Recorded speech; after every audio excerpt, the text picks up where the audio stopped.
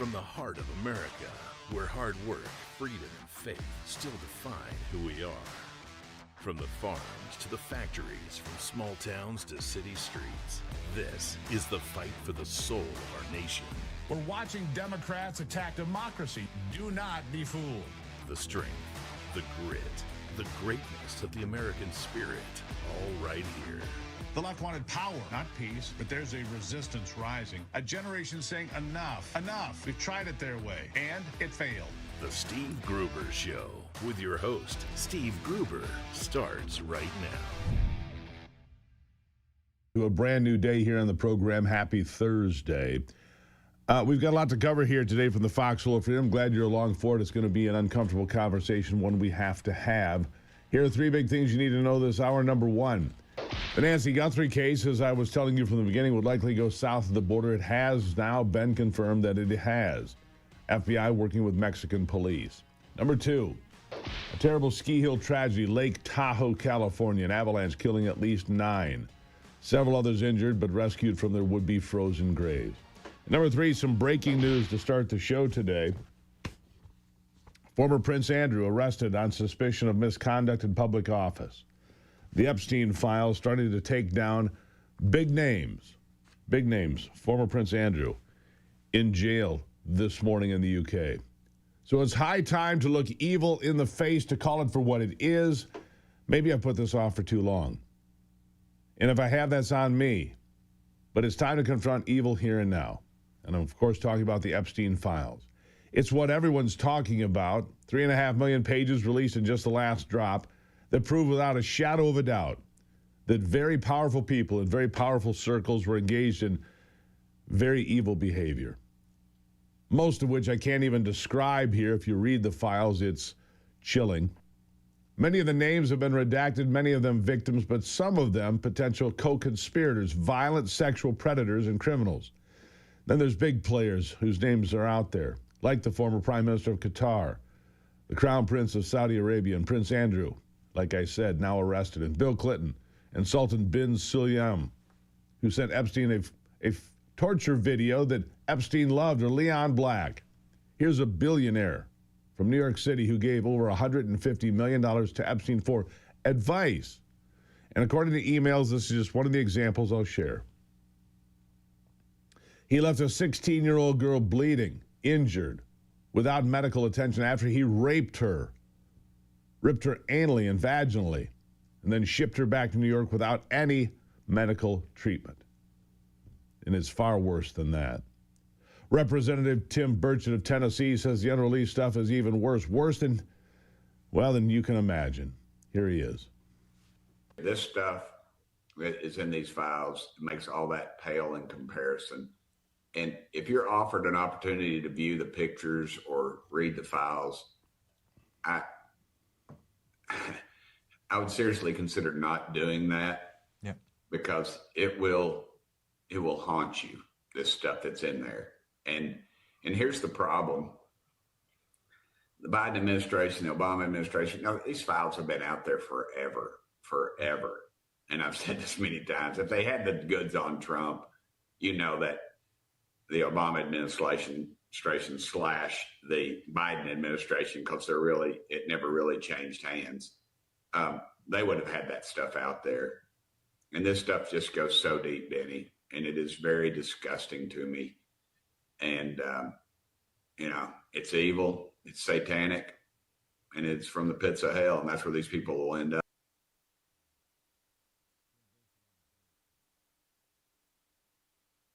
It's evil, it's disgusting, and the American people knew it would be, which is why they demanded the release of the Epstein files. We wanted transparency, but more importantly, we want accountability. We want the truth to be told.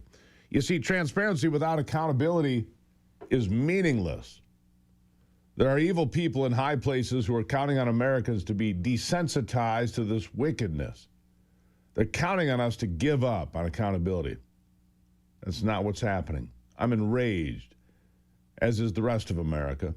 We want to see heads roll. We want to see more arrests like we saw of Prince Andrew overnight. Here's what I'm afraid of, though. The Republican Party is going to be the only party paying the price if it doesn't get its act together on this. We need to see indictments. We need to see charges. We need to see handcuffs. And ultimately, we need to see convictions, followed by real prison time, like the kind Ghislaine Maxwell is serving now, but in maybe more harsh conditions. According to this poll, 94% of Americans believe that Jeffrey Epstein was running a sex trafficking ring for powerful men. This is a lot more than an 80-20 issue. This is just about everyone. This is going to be one of the most important issues of the year, not the economy, not immigration, but accountability. There was a large swath of young voters who don't really consider themselves Republicans, but who are tired of evil people getting away with their evil deeds. So they showed up and they voted for Donald Trump in big numbers because he promised to do something about it. Mark my words. These voters won't show up again in November if they don't see some results from these promises. Now, they don't think Trump is involved, but that is not enough for them. That's not enough. They want the pedophiles and the human traffickers punished severely. There are Republicans and Democrats mentioned in these files, many more Democrats and their donors than Republicans, but I want to see them all held accountable. It's what the American public wants as well. And the problem is this, that it's the Democrats who are preaching that message right now. And of course, we know it's all a bunch of hogwash because they sat on these files for years, like Tim Burchett just said, and did nothing about it. Nothing. Hillary Clinton is out there making a big to-do about demanding accountability over the Epstein files when her husband, Bill Clinton, is mentioned more in these files than I think just about anybody else. But she thinks she can just skate by it, just continue throwing denials. Listen to this. Do you regret the links that there have been? You know, we have no links. We have a very clear record that we've been willing to talk about, which my husband has said. He took some rides on the airplane for his charitable work. I don't recall ever meeting him. Did you ever meet Ghislaine Maxwell? I did on a few occasions, and thousands of people go to the Clinton Global Initiative. So it to me is not something that is really at the heart of what this matter is about. They are accused, and in both cases were convicted of horrific crimes against girls and women. That should be the focus. And we charitable work, huh? What, with 12-year-old girls hanging out half naked in pictures in hot tubs? Yeah, I don't think so, and neither does anybody else. And Hillary just happened to meet Ghislaine Maxwell where? At her daughter Chelsea's wedding? She was there, right there. See her? She was there, and I imagine that would not have been the first time you met her. She was invited to your daughter's wedding. Maxwell gave $1 million to help start the Clinton Global Initiative, and yet you feign ignorance about her? Come on, Hillary, please. It's pretty rich for Hillary to demand accountability when she's still married to Bill, who invited Epstein to the White House, count them, 17 times. Flew on Epstein's plane at least 27 times. And has mentioned the files more than 1,000 times. The Democrats' calls for accountability are fake. Fake, just a political stunt. And I know, and I'll tell you how I know after the break, right here on The Steve Gruber Show.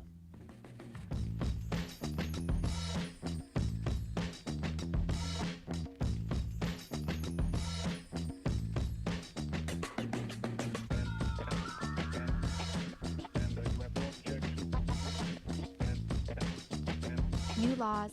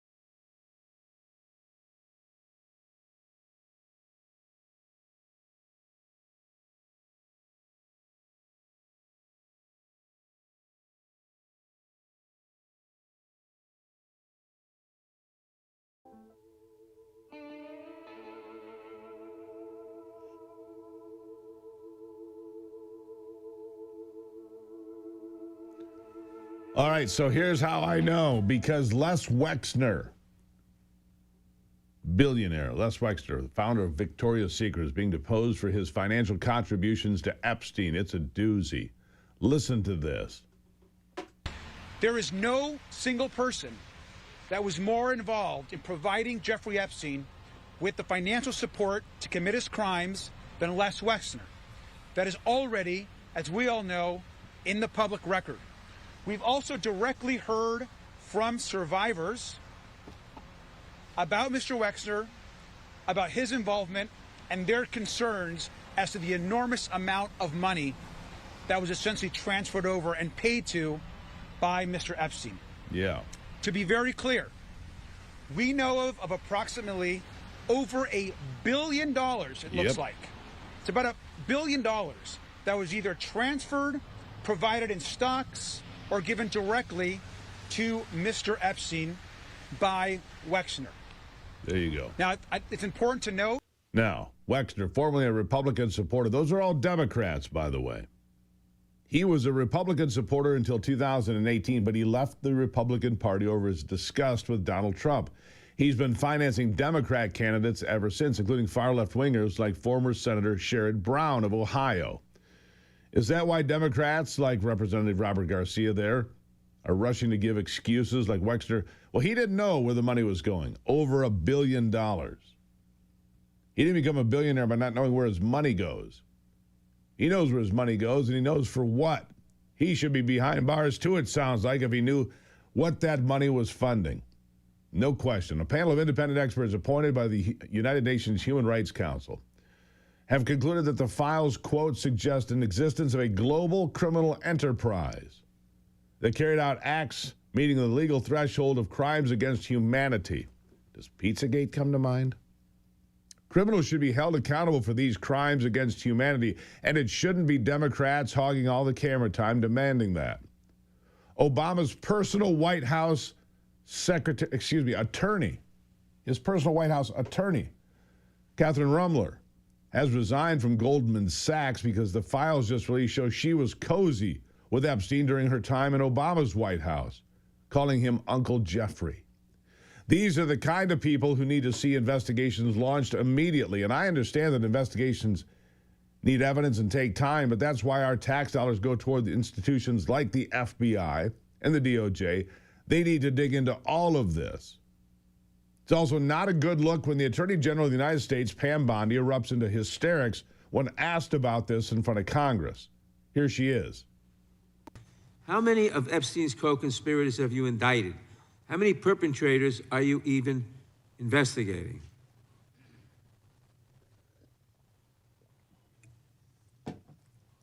First, you showed it. I find it. How many have you indicted? Excuse me. I'm going to answer the question. Answer my question. No, I'm going to answer the question the way I want to answer the question. No, Your you're going to answer the theatrics are question the ridiculous. way I asked it. Chairman Jordan, I'm not going to get in the gutter with these people, but I'm going to answer the question. How many have you indicted? Again, the time belongs to Reclaiming my time. The time belongs. I think it's. Yeah. It's a question we all want the answer to. How does she not understand that? Who is being investigated? How many? Put it bluntly, she used the hearing to focus on the wrong issues. For example, The Dow is over $50,000. I don't know why you're laughing. You're a great stock trader, as I hear, Raskin. The Dow is over 50,000 right now. The S&P at almost 7,000. And the NASDAQ smashing records. Americans, nobody cares about that. That's not what they're asking about. And for once, I have to say I agree with the Democrats. You've heard me talk about the stock market before. The economy is certainly an important issue going into November, but it's not the appropriate one to pivot to when there are Epstein survivors standing right behind you when you're being asked about the Justice Department doing its job. The American people have questions and an unquenchable desire for justice. We need someone who will take it seriously. I'm afraid today Pam Bondi has used up her last bit of grace with me. I think it's time to move on. I have two recommendations, by the way. Either of the senators from Missouri would be just fine. You've got Josh Hawley, who's been calling it like it is for months now. Here he is. I think here's what I think is maybe a little difficult to believe. The idea that DOJ and the FBI, who've prosecuted cases relating to this, don't have any idea who Epstein's clients were and that he had no record of it, of the clients. I don't know. I find that kind of hard to believe. I mean, my view is make public everything you can make public. That's what the president said yesterday. I think that would be, if they want my advice, and they don't, but if DOJ were asking for my advice, that's what I would say. Make it all public. Make as much public as you can. Listen, I've been an attorney general of the state of Missouri. I understand, like, these agencies often, they're always pressuring you as the prosecutor. They're always saying, please don't make this public. Please don't make this public. I just think whenever you can, so long as it doesn't interfere with prosecution, I think you ought to make it public. And in this case, I just say, let's make it all public and get it out there. I agree. Make it all public. Hawley has frequently been on the forefront of demanding the right thing from both sides of the aisle. Or you have his colleague, Eric Schmidt, the other Missouri senator who was also previously attorney general for that state. He's got the experience, and during his time as AG there, he had several remarkable wins that I think could translate into success for Epstein's victims. He's established the state's first cold case unit, which has already solved several cases that go all the way back to the 80s and 90s. But with diligence and new tools, his state was able to deliver justice for victims and families that was long overdue. He also kickstarted the Safe Kit program, which empowered the state to reduce the rape kit backlog by 100% in just a few years. I'm fine with either of those guys, but something has to change. We can't let Democrats hijack this moment, lie through their teeth, and steal a win in November because Republicans let the ball drop on an issue that's important to young Americans, especially young voters. It's only February. Plenty of time to right this ship, but it's going to take all of us letting our voices be heard. The economy will still likely be the most important, but if you want the young Gen Z vote to stick around, you'd better start getting some handcuffs on Epstein's circle of sexual monsters. And that's the monologue for today. Tell me what you think. Put it in the comments there on YouTube. Best place to watch the program, by the way. YouTube seems to be the leading candidate for folks. Just search Steve Gruber. You'll find it in about 3 seconds. I'll be right back.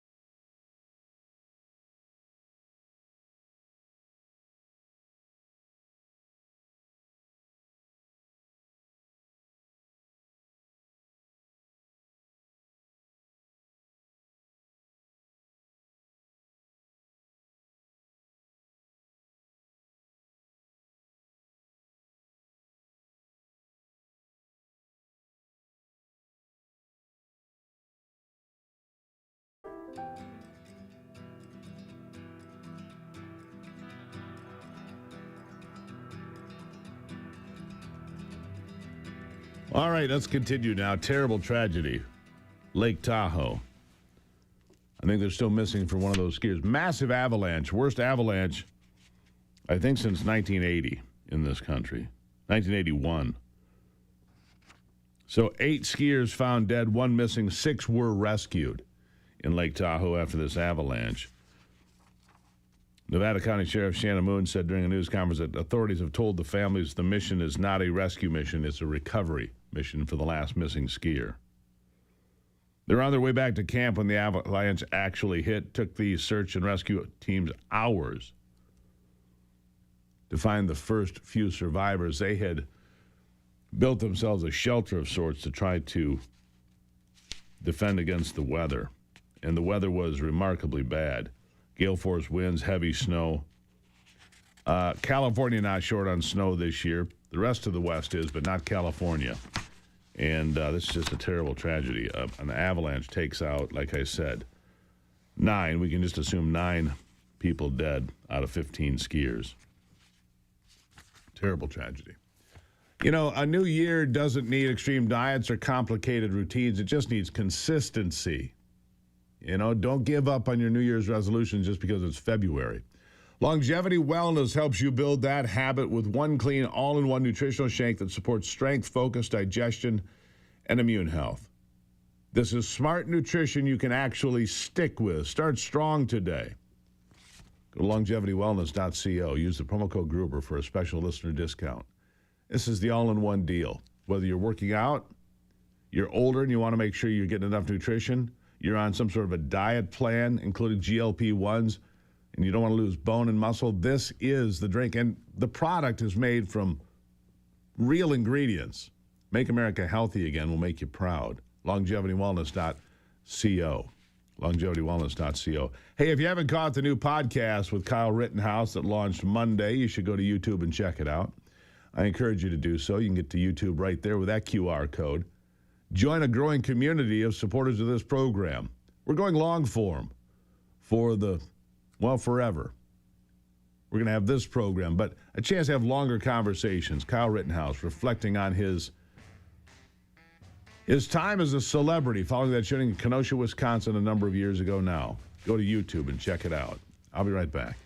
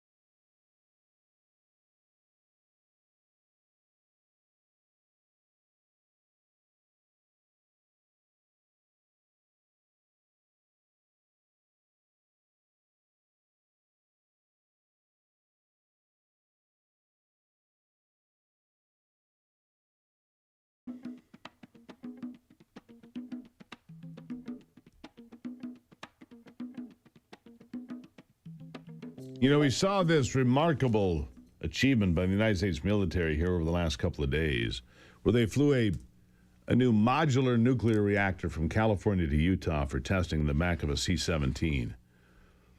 I don't think it was as big as a big SUV, but it has the ability to power a military base, maybe a data center, depending on how strong they can make these things. My next guest, Jason Isaac, is the CEO of the American Energy Institute. And it's a big step forward. Jason, thank you for being here. Incredible power is coming. Steve, thanks for having me. Pretty awesome power. Yeah, but the power needs are unprecedented. You've got these data centers being built. There's 2 being proposed and probably built within, 20 minutes of where I'm sitting. This is happening all over the country. What kind of power do we need? And is modular nuclear one of the big answers so that we don't take power out of the existing grid? Your thoughts? You're absolutely right, Steve. It's pretty awesome. We're able to move nuclear reactors with a C-17 military cargo plane to have the deployment of electricity and have it up and running in a matter of days, to be able to just demonstrate that effectively, as our Department of War and Department of Energy just did, is an incredible achievement for U.S. energy dominance, putting us back on the path to reindustrialization. And to bring the nuclear energy, the nuclear renaissance back to the United States, being led by states like Tennessee and Texas. And so what we need is we need these states to get rid of regulatory hurdles and get back to recycling spent fuel rods. Oklo has announced an agreement. They're going to build a $1.7 billion facility, create 800 jobs to expand recycling of spent fuel rods and Cold War plutonium, which still has a significant amount of energy left in it. And you and I, taxpayers and ratepayers, are currently paying about $1 billion a year just to store this stuff. It was in the Carter administration back in the 80s that said, we're no longer going to transport this material for recycling. We're not going to do it. It killed a valuable industry. President Trump is bringing it back. It's something that France and Russia have been doing since the 80s to their advantage, and it's time that we start to embrace it. And it's just an incredible movement to create more high-paying jobs and bring industry back to the United States based on affordable and reliable energy. One of the important issues here is the type of uranium that's used. And this is not highly enriched uranium. You don't need that for these reactors, my understanding, which means it's not weapons-grade material. So it lessens any issue of losing track of this uranium, right? If it's not weapons-grade, then it's not going to be targeted by terrorists or foreign governments because it doesn't have use in that way. But it does have the ability to power America. I mean, if you have an SUV that can power a small city, and that's all it is, what a leap forward. Or AI centers or data centers, what a leap forward.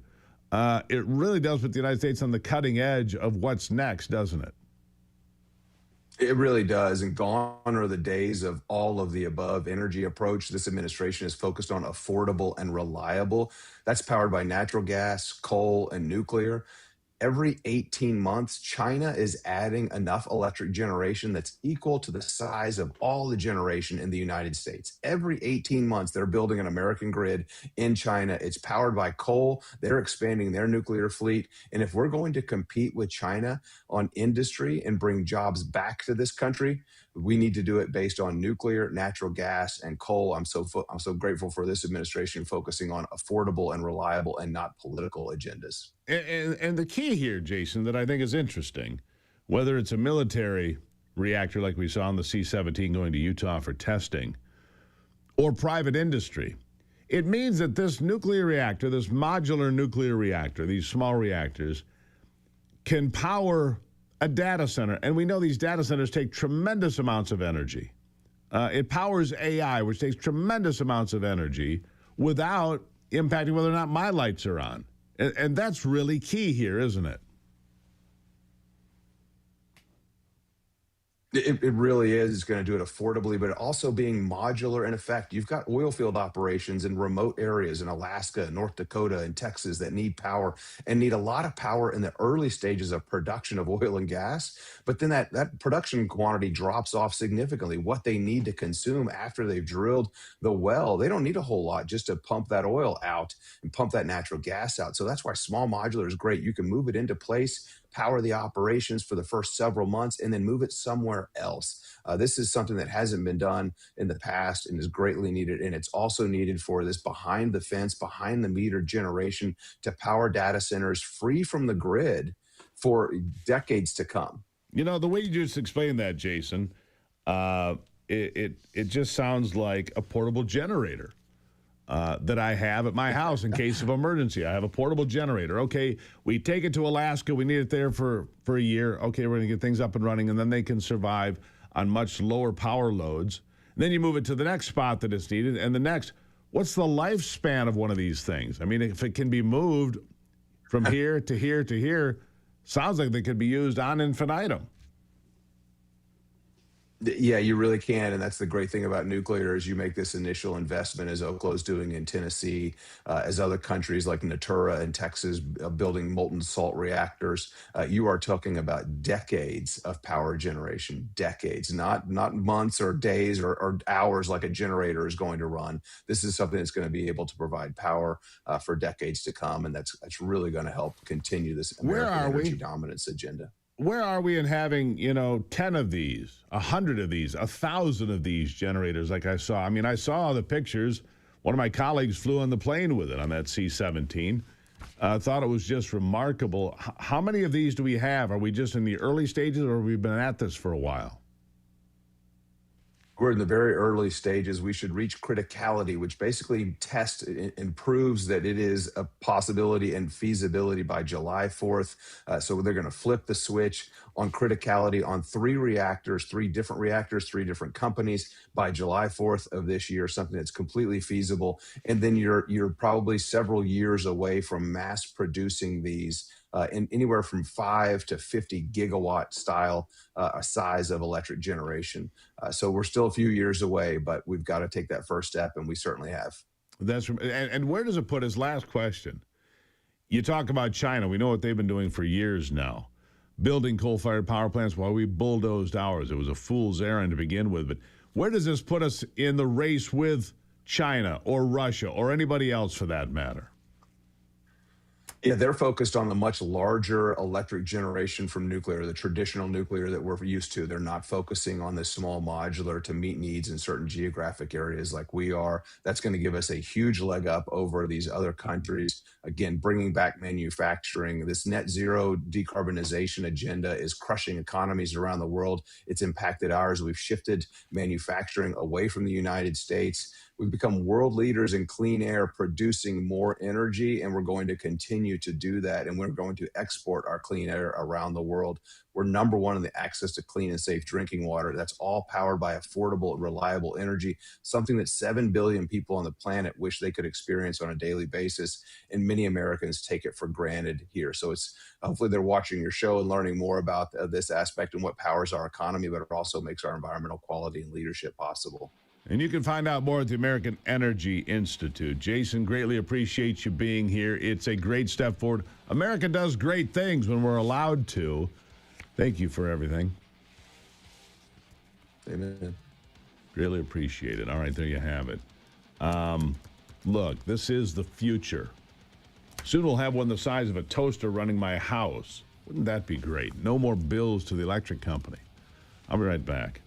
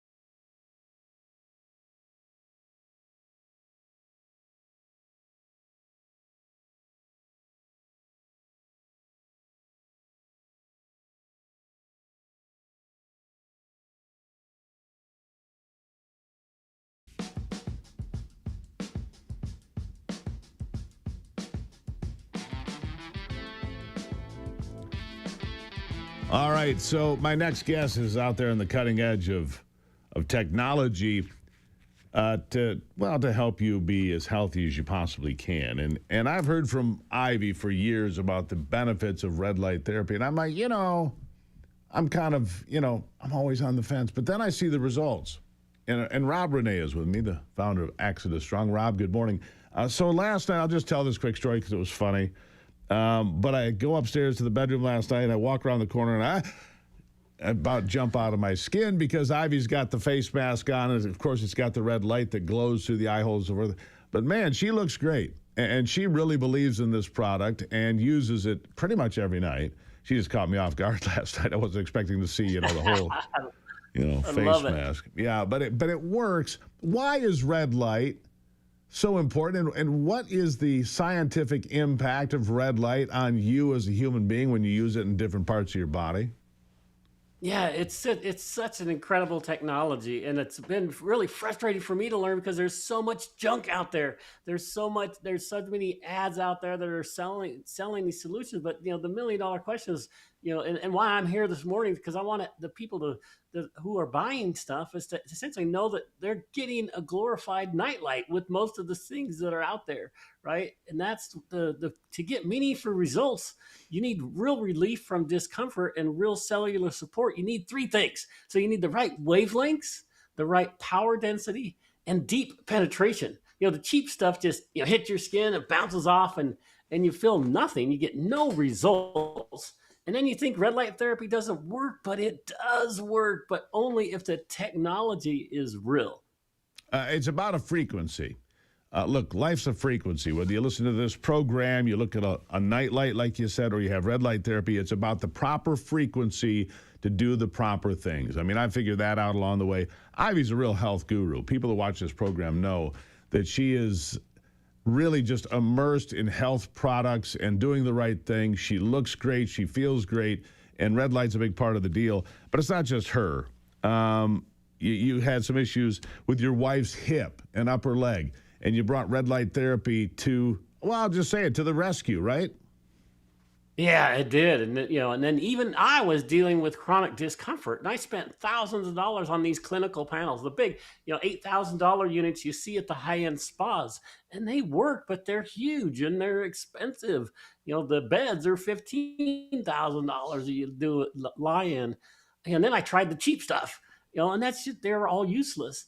So, my team and I spent a long time developing something just was inspired by NASA research. We took the clinical power of those $8,000 panels, but we put it into a flexible mat that you can use at home and you can take with you.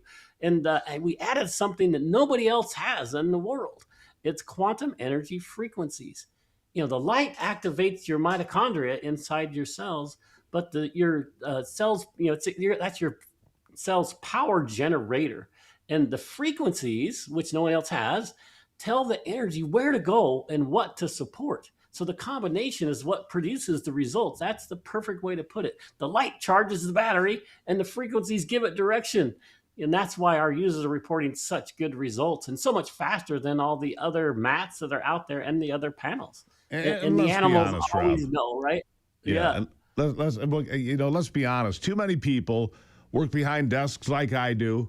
Don't see the sunlight the way we used to 100 years ago. We're not out getting that, that direct energy boost from the sun because we're all sitting in here staring at screens too much, too long.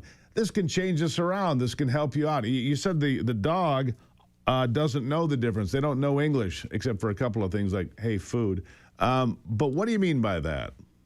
Well, it's my favorite part about it because dogs, they don't lie, right? They always know, and they can sense the frequency. That's one of my favorite things. That the dog lays on the mat, and that they're calm, and it feels good, and that's what's just been so fun. This is really for anybody looking to support your body's natural response to inflammation. And you find relief from everyday discomfort without relying on pills, right? You can, if you have back discomfort, neuropathy, joint issues, right. This supports deep tissue at the cellular level. It's really fun. Yeah, so here's thousands the thing. of everything studied. Sorry, Steve. I'm so this excited about it. Can you tell? This is what's important here. you have the $8,000, $10,000, $15,000 machines. Then you've got the little, kiddie toys, I'll call them, that you can buy for 50 cents that aren't worth anything. Your team actually came up with a solution. It's a mat, a red light mat, and you've only got 40 of them today. You keep trying to restock, but they keep going out the door. So we've got a real special opportunity for people here today because $597. $597 for a red light mat that you can use at home that has all the frequency benefits, but you've even got something, you're going to sweeten the deal a little bit today, aren't you? I'm so excited just because what we wanted to do, just how we opened up the show with what the Ivy's doing with that mask.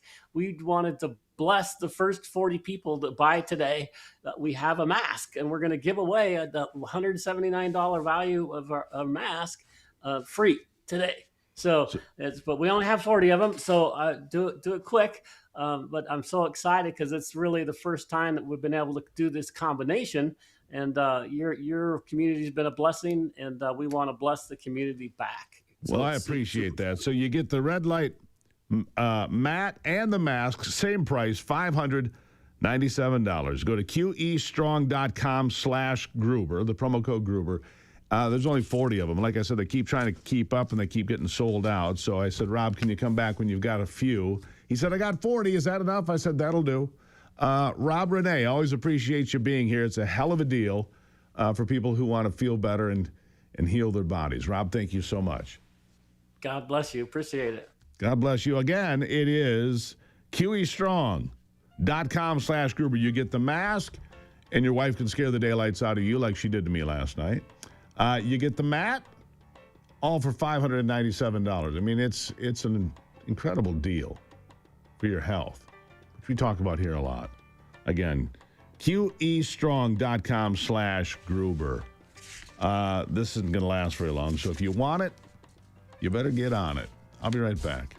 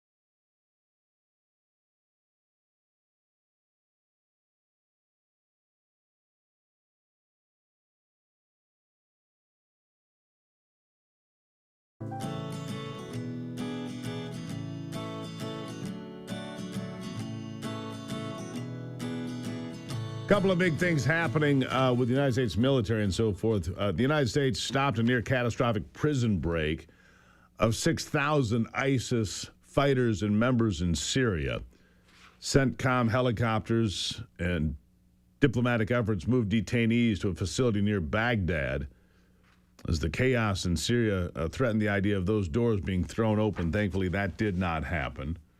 And so they remain in prison and shall for the foreseeable future. Meanwhile, as you probably know, we have a massive buildup of military in the Persian Gulf. Basically, here's where we are. There were negotiations yesterday with Iran and U.S. counterparts, right, in Geneva, Switzerland. Apparently went okay, but Iran said, well, we'll be back in 2 weeks. Newsflash, you don't have 2 weeks. A massive amount of air power has been shifted to the Gulf. A massive amount of military power has been shifted to the Middle East just in the last 48 or 72 hours. Iran, you don't have 2 weeks. Something's about to happen. Trump not discussing his timeline for Iran and what might happen, but I can tell you it's about to go down. Could happen today or tomorrow, but it's going to happen soon. He's not just going to let them continue to, ignore us while they murder their own citizens. So that's right in the forefront of what's happening. The military strikes on Iran are at hand. I can tell you that without question. By the way, if your flannel is thin, flimsy, or worn out after a wash or two, you're not doing it right. Muskox, built different, heavyweight, rugged, insanely comfortable. These are the shirts I've been telling you about for 5 years now. They're an American company from Detroit, made from thick, double-brush cotton. It actually holds up in cold weather, hard work, and real life. And they look great, especially when I wear them. Every Muskox flannel helps support wildlife conservation, too. And right now, you can get $15 off. It's an investment, I understand, but you'll have this for the next 25 years. $15 off when you go to gomuskox.com/heavyweight. gomuskox.com/heavyweight. Save $15 using the promo code Gruber or the promo code heavyweight. You got two choices. It's so easy to remember. Just remember my name, put it in there. It's live, it's active. gomuskox.com. We've got a lot more to cover. Follow us on YouTube. Check out the brand new edition of Forgotten America, the podcast, and so much more. I'll be back with 2 more hours.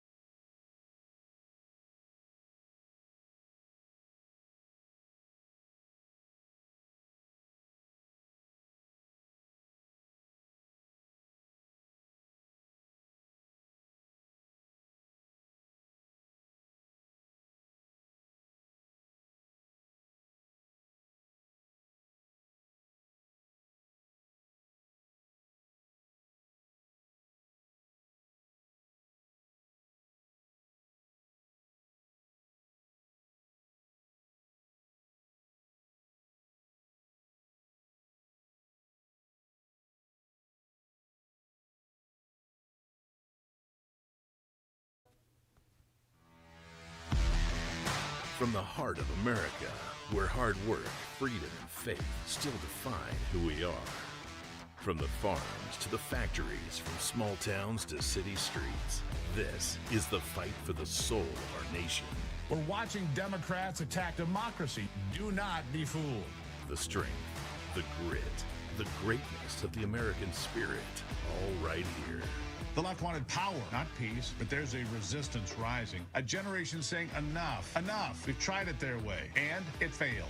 The Steve Gruber Show with your host, Steve Gruber, starts right now. Welcome back to it as we fight for you from the foxhole of freedom every single day. Look, we're out here laying it on the line. Because if we don't, who will? Right? Who do you want in your foxhole? Who do you want next to you when it really hits the fan, when the chips are down? That's a question you need to ask, because they are going to hit the fan. Everything. Three big things this hour. Number one, Mayor Mamdani continuing his efforts to destroy New York City. His latest proposal is to cut the NYPD budget and terminate 5,000 new police officers that just hit the streets. Yeah, that should help. Number two, Virginia lurching left hard, tried to stop any cooperation with ICE, but federal agents were able to arrest an illegal Iranian convicted of rape and sodomy charges against a minor.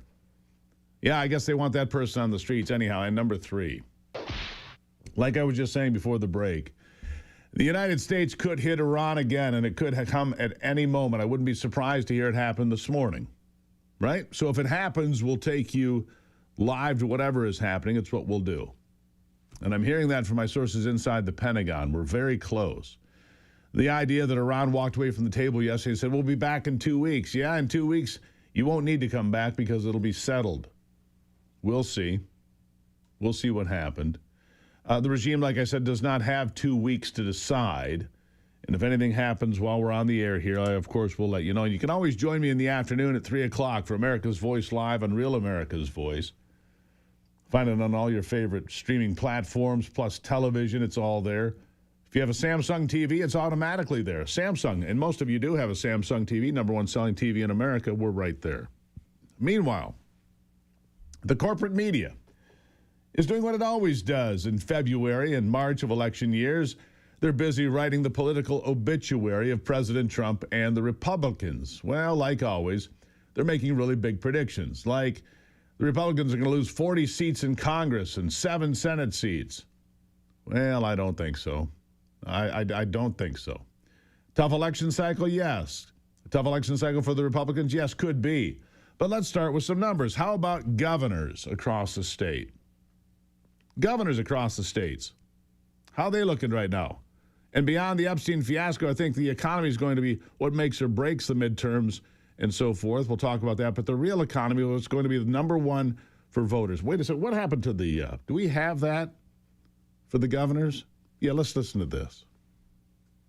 Electoral races nationwide should stand as a wake-up call for Democrats, because take a look here. The race raiders, governors post-2026 election, at least tilting to the Republicans. Look at this. A majority, 26. That is, at this point, the number of governors that are expected, at least tilting towards the Republican Party at this point. Democrats come in at just 20. The rest of the races are toss-up. Of course, you sum up to 50. And I will note that the Republicans right now hold a 26 to 24 gubernatorial seat advantage. So at this point, it doesn't look like Republicans on the net and the aggregate are actually going to lose any governorships. In fact, when you add in those toss-ups, they may gain. So this should stand as a major wake-up call to Democrats, because if there's a wave building, it has not, at least at this point, hit the state level when it comes to governorships. And if it doesn't hit the state level, where does it end up on the federal level?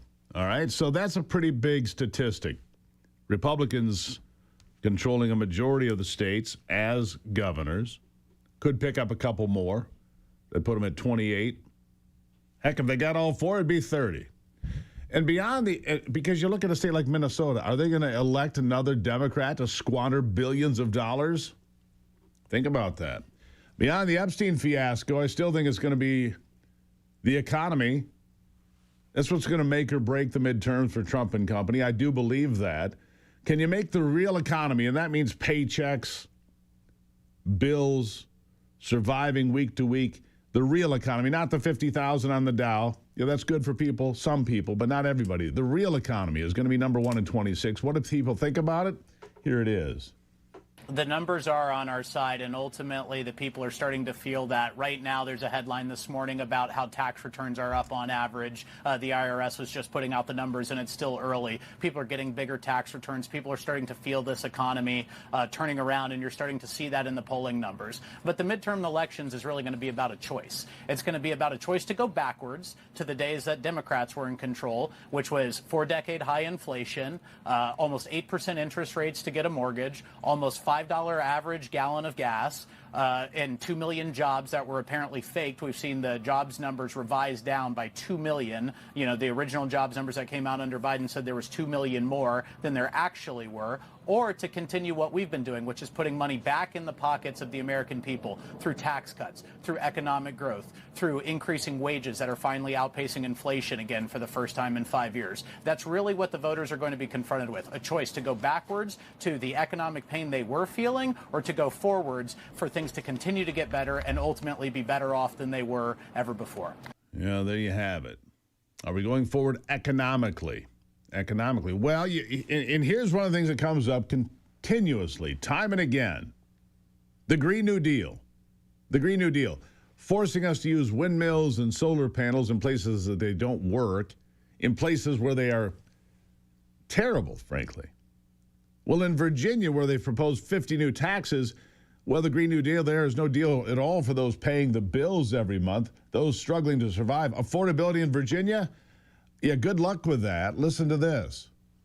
So can somebody please explain something to me?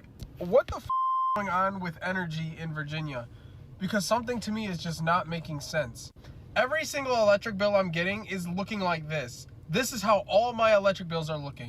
How is it humanly possible that I was using 1,500 and less kilowatts every single month in 2025, 2024, and 2023? But somehow I'm using 5,000 kilowatts of energy now in 5,000, 4,000, 4,000, 4,000 the last 4 months. Something doesn't make sense, bro. And every time I call Dominion Energy, they tell me that I'm tripping. I need somebody to help me understand how a human can use 5,000 kilowatts when I'm never home. Never home. I don't use TV. I don't use heat. I don't understand. You're tripping, dude. You're tripping. You know, the first thing that comes to mind when I first heard him say that, smart meters. You know, not the old-fashioned analog meters that they come out and read on your house and tell you how much electricity you've used. But no, it just goes straight to wherever it goes, into the ether. Oh, you went from 1,500 megawatts to 5,000. His bill there, if you didn't catch it, was $1,331. One dude. His electric bill, $1,331. Wow, talking about, I mean, that's a house payment. That's a payment on one hell of an automobile. Honestly, $1,331. Are you kidding me? That's the Green New Deal. Taking green out of your pocket for make-believe energy solutions. Make-believe. Good Lord. What are your electric bills? Send me an email, stevegruber.com. I'd love to know about it. What are you paying? Put it in the chat there on YouTube as well. I'll be right back.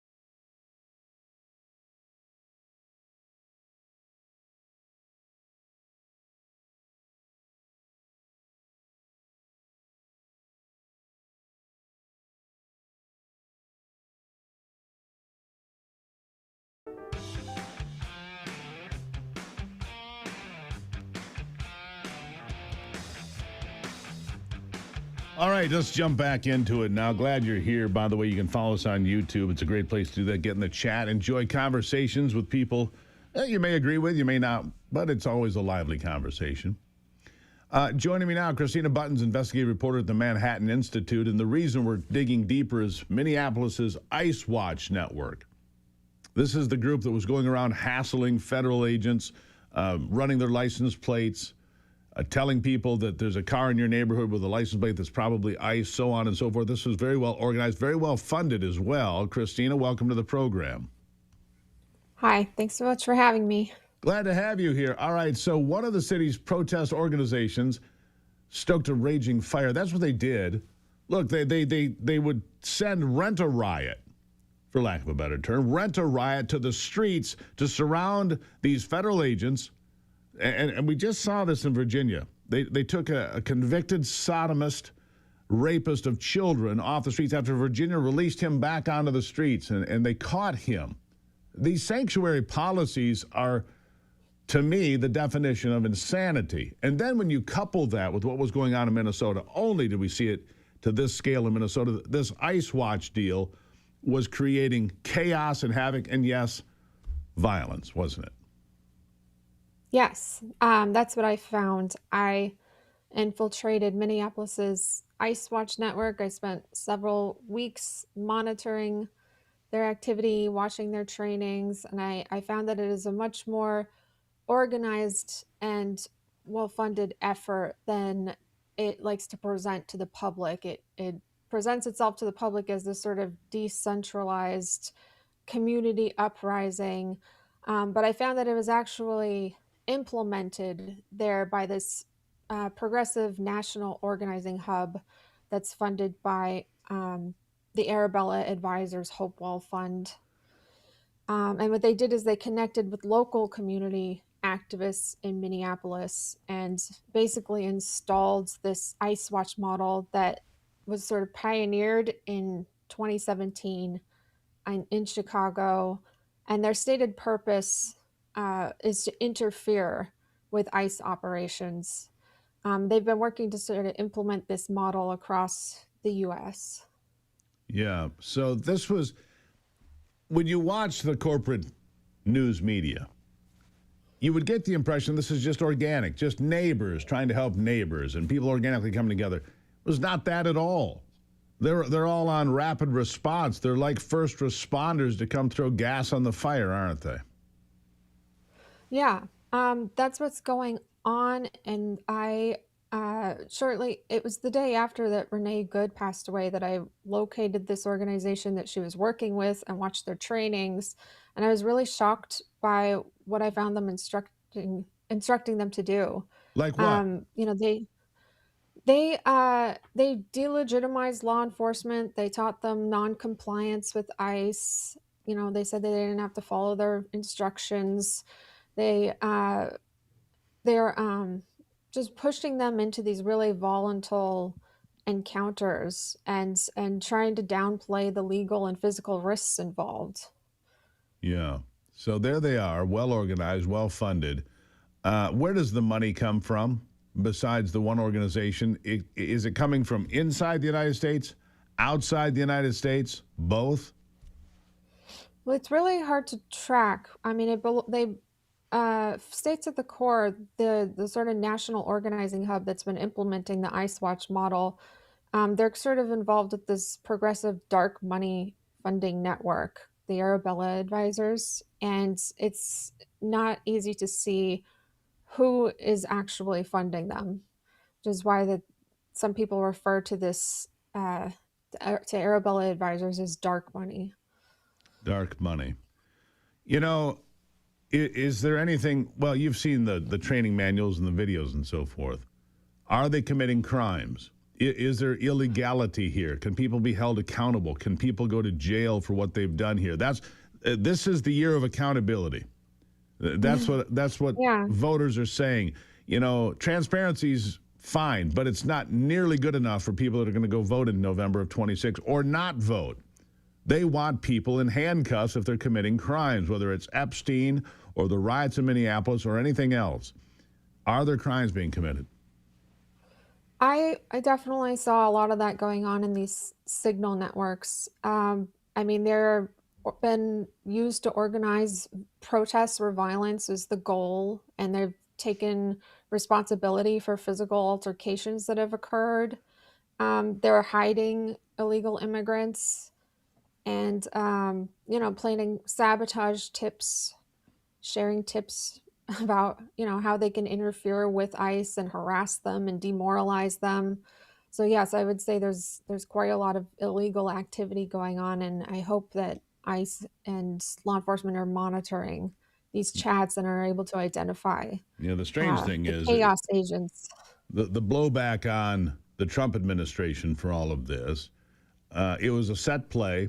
They ran it very well, did those activists and agitators, because they changed the narrative, and the ICE folks have left, in large part, left Minneapolis. But the fact of the matter is, if they would just cooperate and allow these agents to go into jails and pick up those illegals that have already been arrested for something else, it would never have happened, would it? Last word to you.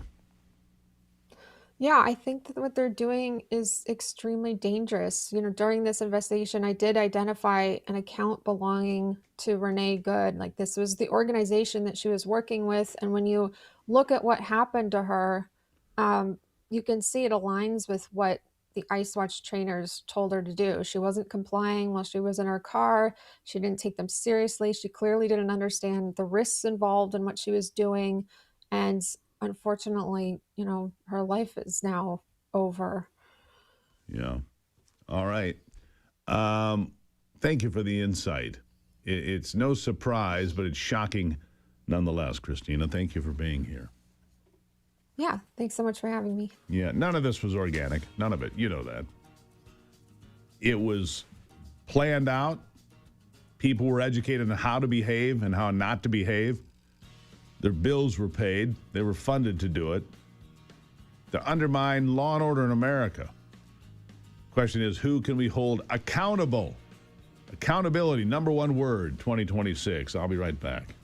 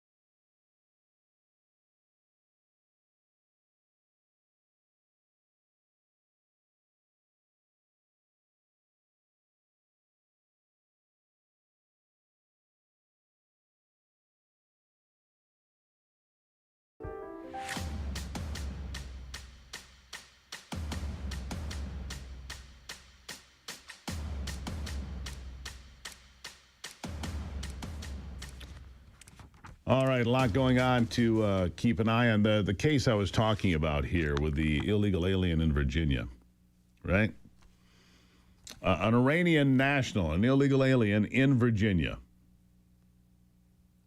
had been convicted of rape and sodomy convictions with minors, released by Virginia. The Washington, D.C. Office of Immigration and Customs Enforcement announced the arrest of an illegal alien. Multiple charges related to sodomy. The arrest comes just weeks after the new governor, Abigail Spanberger, reversed by executive order her predecessor, Glenn Youngkin's agreement with DHS that allowed the Commonwealth's law enforcement agencies and federal immigration officers to work together to get these criminals out of the country. Then Virginia State Senator Saddam Salim crafted a bill to bar Virginia law enforcement agencies from cooperating with ICE, almost always. Cheyenne Kahal, whose sex offender registry information provided a residential address, was captured by ICE this week, according to an alert from the agency. Kahal has an a history that includes a charge of strong-armed rape, strong-armed sodomy of a boy, and strong-armed sodomy of a girl, minors. Boys and girls didn't matter. The Virginia State Police sex offender page lists a rape and 2 forcible sodomy convictions all the way back to 2011. This guy's been a criminal forever, and they were on his side, not the side of the citizens of the state of Virginia. Speaking of criminals, did you know that American homeowners nationwide have over $32 trillion in equity, and cyber criminals are targeting it every day with what the FBI calls house stealing? They're not after your stuff, they're after your equity. And if your title is not being monitored, scammers can steal your title by filing paperwork down at the county, and you won't even know it until you get collection notices in the mailbox. Your protection, triple lock protection from my friends at Home Title Lock. Triple lock protection, 24/7 monitoring, alerts of any changes, and if God forbid the worst happens, restoration services, they'll spend up to $1 million to return you to having a home ownership again. Use the promo code Gruber at HometitleLock.com to make sure your title is still in your name. HometitleLock.com, promo code Gruber. Have peace of mind, plus a free title history report and a free 14-day trial of $1 million triple lock protection. I'll be right back.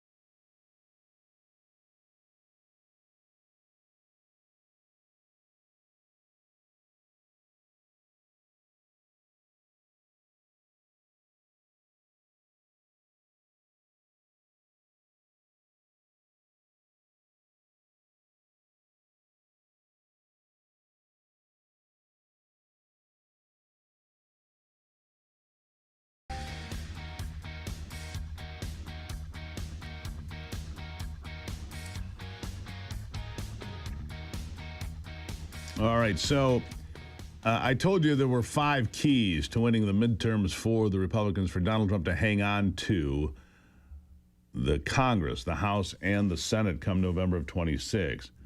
Number 5 on the list for me was bringing peace or arriving at a deal to stop the war between Russia and Ukraine. Russia right now trying to draft 1 million more soldiers. They're losing 30 to 35,000 soldiers a month, according to some reports. Now, are they reliable? Hard to say.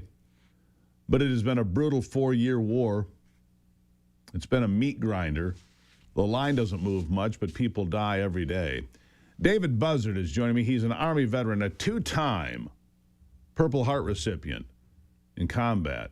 He's also a candidate for North Carolina 7. He's joining me now. David, thank you for being here. Thank you for having me. All right, so you put yourself in harm's way a couple of times. You were in hot LZs, to say the least.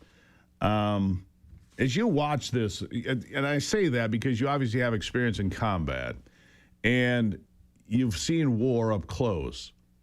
And as you watch this from a distance, Ukraine and Russia, I mean, meat grinder is the best term that comes to mind. They don't move much. The line slides a few feet. It's like World War I when they had trench warfare. Nobody's going anywhere, but people keep dying. Can we get this solved? Can we stop the killing that seems so unnecessary to me and to people around the world? Your thoughts?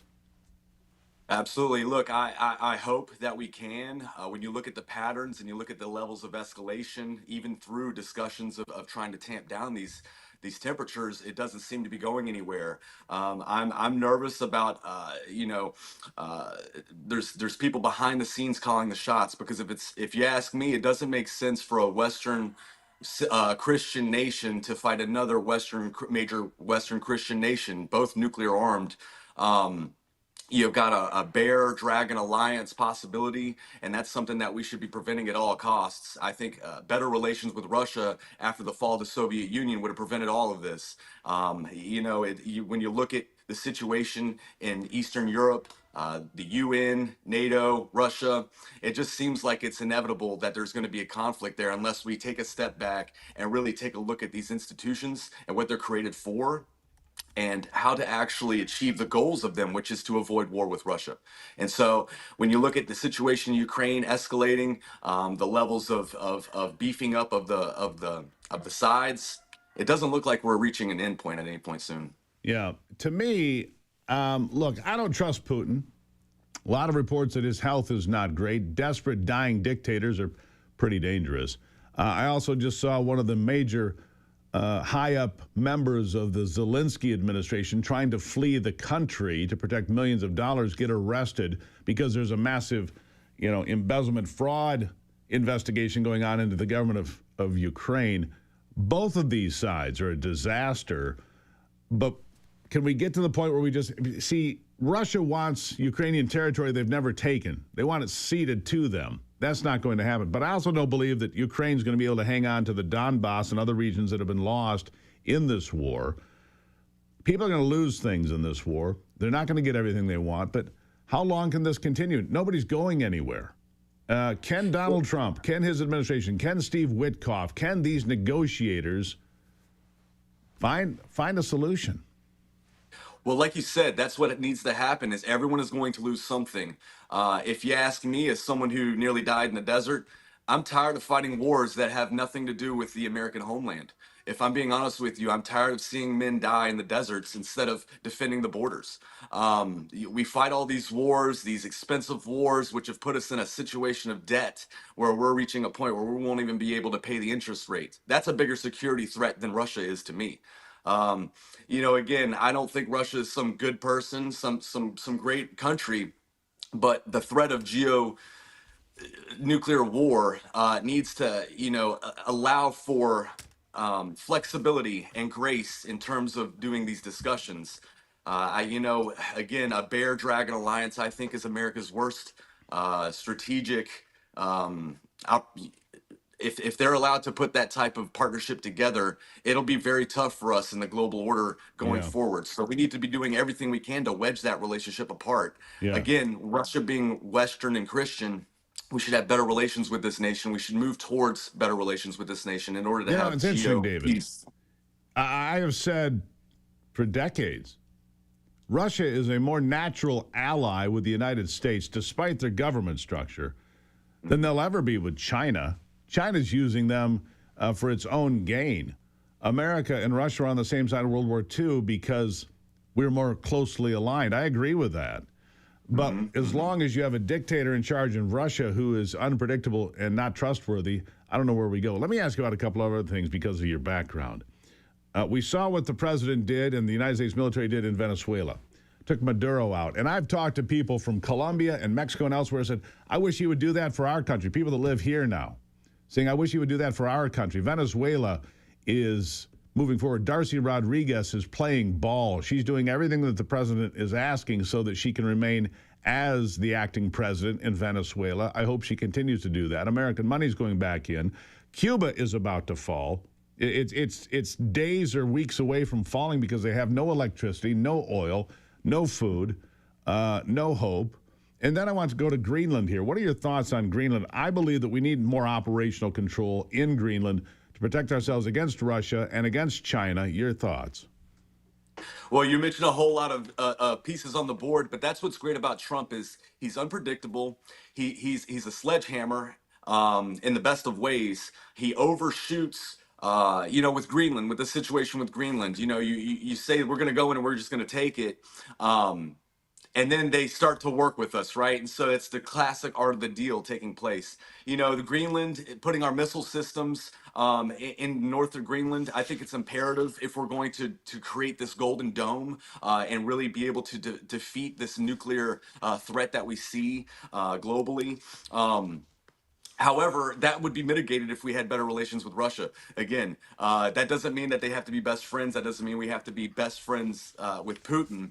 But moving towards better relations with Russia, so that northern corridor, I believe, is key to the future trade operations. And if you look at China's One Belt, One Road initiative, that's how you circumnavigate their ability to dominate trade, as well as, with BRICS. That's how you circumnavigate BRICS' actual becoming formidable currency against the U.S. dollar.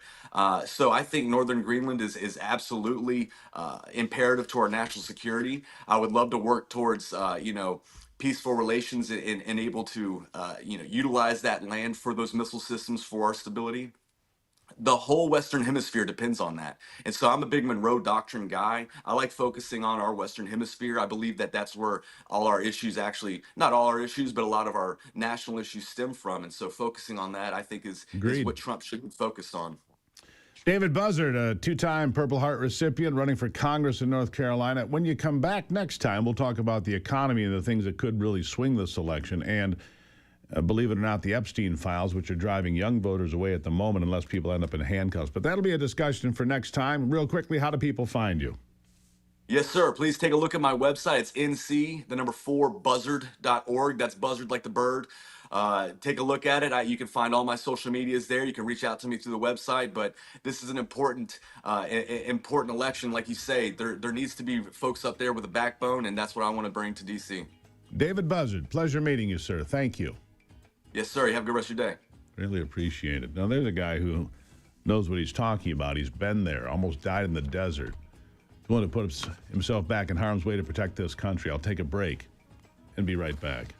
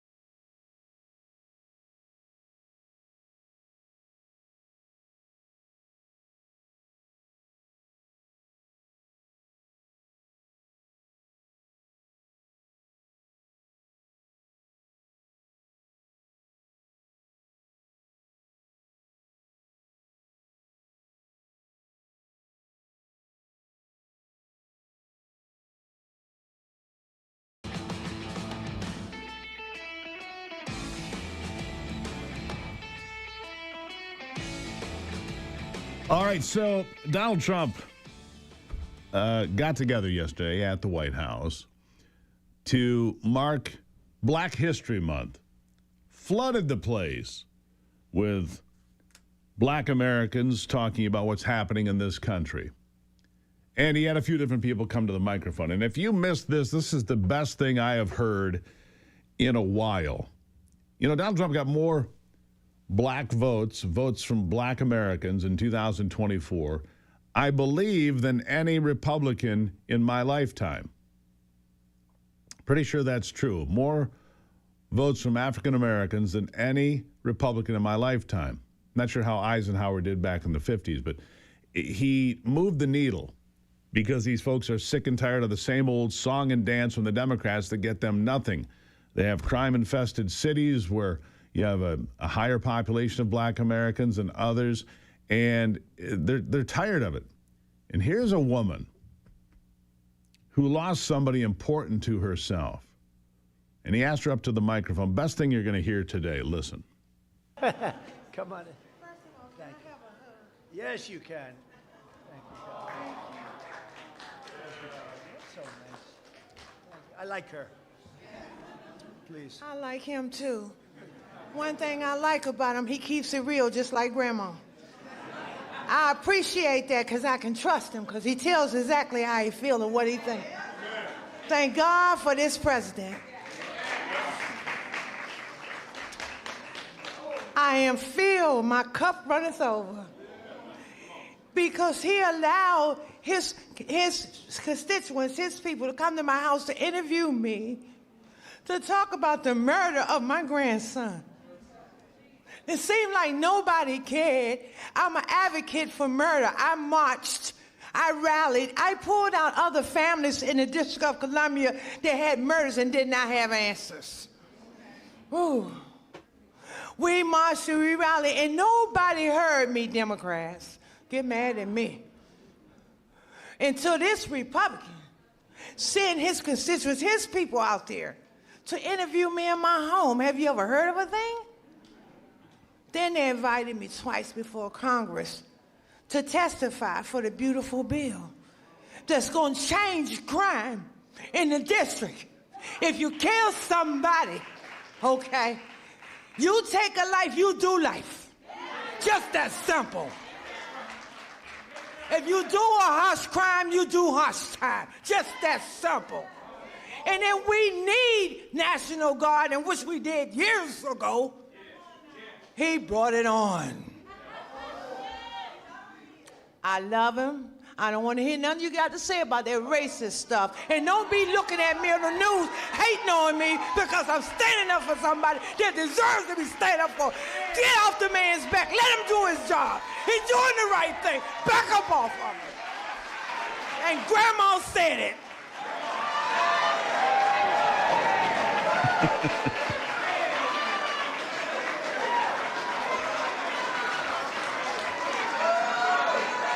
And Grandma said it. You get off the man's back. Let him do his job. We needed National Guard in D.C., like she said. Look, every time I visit D.C. now, it's pretty clear that the place is safer than it was a year ago. Crime rates have plummeted in D.C. Crime rates have plummeted around the country. Weird, considering we sold 3.5 million new guns in America last year and it didn't impact the crime rate. That would throw in the face of the Democrats' obsessed, worn-out talking points, wouldn't it? Meanwhile, I want to bring you an update on this other story that's not getting the coverage that it deserves. Millions of gallons of raw sewage continue to flow out of Maryland. I mean, just pumping it into the rivers. Millions of gallons because they can't seem to get it under control. The governor there, Wes Moore, completely in over his head, not in the sewage, but maybe in a way. They're not fixing it. Can you imagine if there was a red state right now where millions of gallons of raw sewage were pumping into a river? That was part of the municipal water supply for those downriver and for the fish kill and for the environmental damage. You'd hear it every day on Chicken Noodle News. MSLSD or whatever they call themselves now. Here's an update. Listen. Any of the three local jurisdictions involved, whether that's the Commonwealth of Virginia, the state of Maryland and Governor Moore, or the District of Columbia, to step forward and to ask the federal government for help and to ask for the Stafford Act to be implemented here so that the federal government can go and take control of this local infrastructure that has been abandoned and neglected by Governor Moore in Maryland for far too long. In fact, it's no secret that Maryland's water and infrastructure have been in dire need of repair. Their infrastructure has received a nearly failing grade in the 2025 report card from the American Society of Civil Engineers. This is the same grade they've received 5 years earlier. There has been no improvement under the leadership of Governor Moore. He's clearly shown he's incapable of fixing this problem, which is why President Trump and the federal government are standing by to step in. And for all of the environmentalists in the room and across the District of Columbia, let's all hope and pray that this governor does the right thing and ask President Trump to get involved, because it will be an ecological and environmental disaster if the federal government does not step in to help. But of course, we need the state and local jurisdictions to make that formal request. That's part of the legal process to move forward. Yeah, they got to ask. They got to ask. Say, hey, can we get your help here?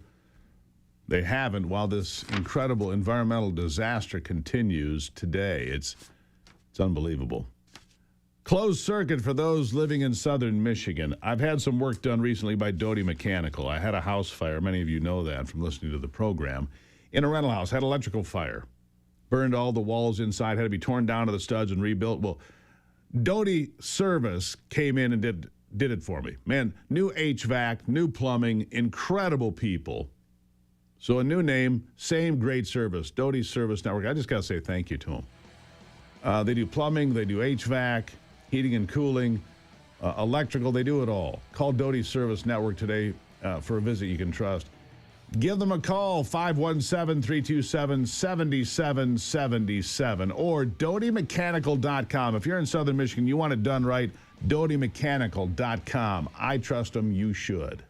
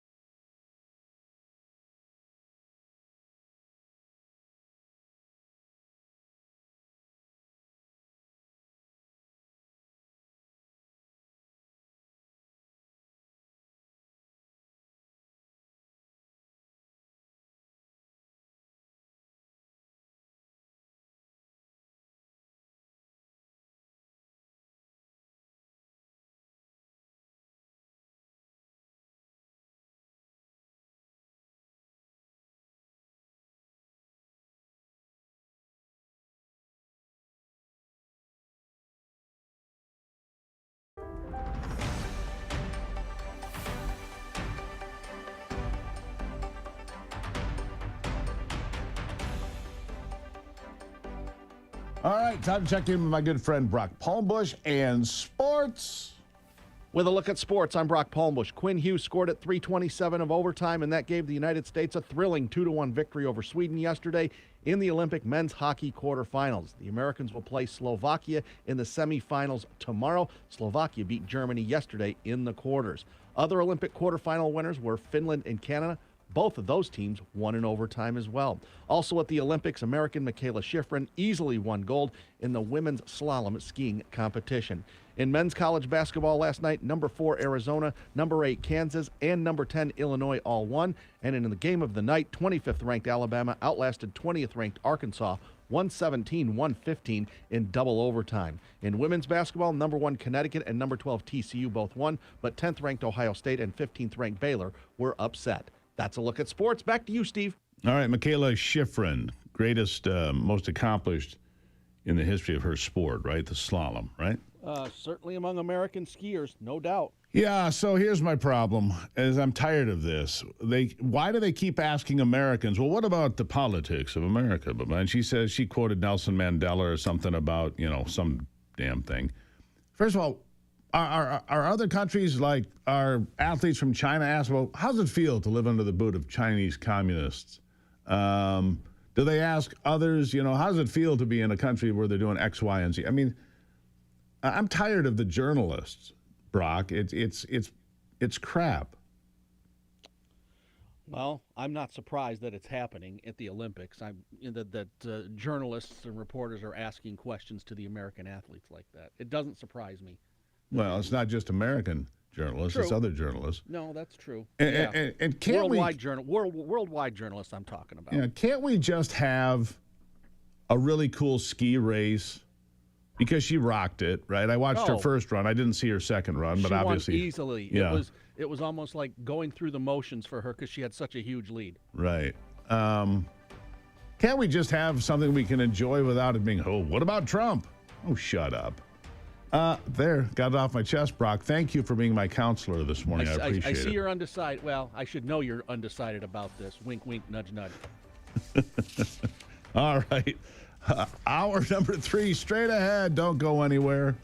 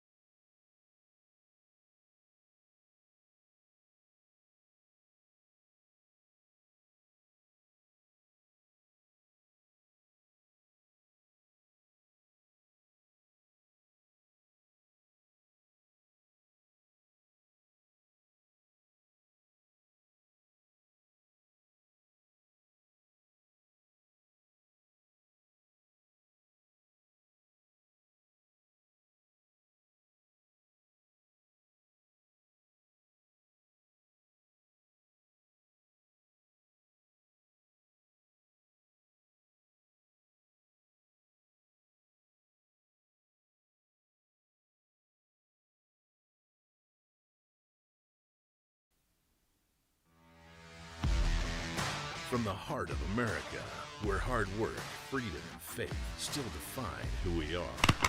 From the farms to the factories, from small towns to city streets, this is the fight for the soul of our nation. We're watching Democrats attack democracy. Do not be fooled.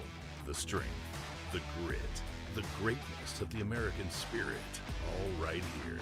The left wanted power, not peace, but there's a resistance rising. A generation saying enough, enough. We've tried it their way, and it failed. The Steve Gruber Show with your host, Steve Gruber, starts right now. All right, and jumping back into it, glad to have you along for the conversation here, fighting for you from the foxhole of freedom as we do every single day.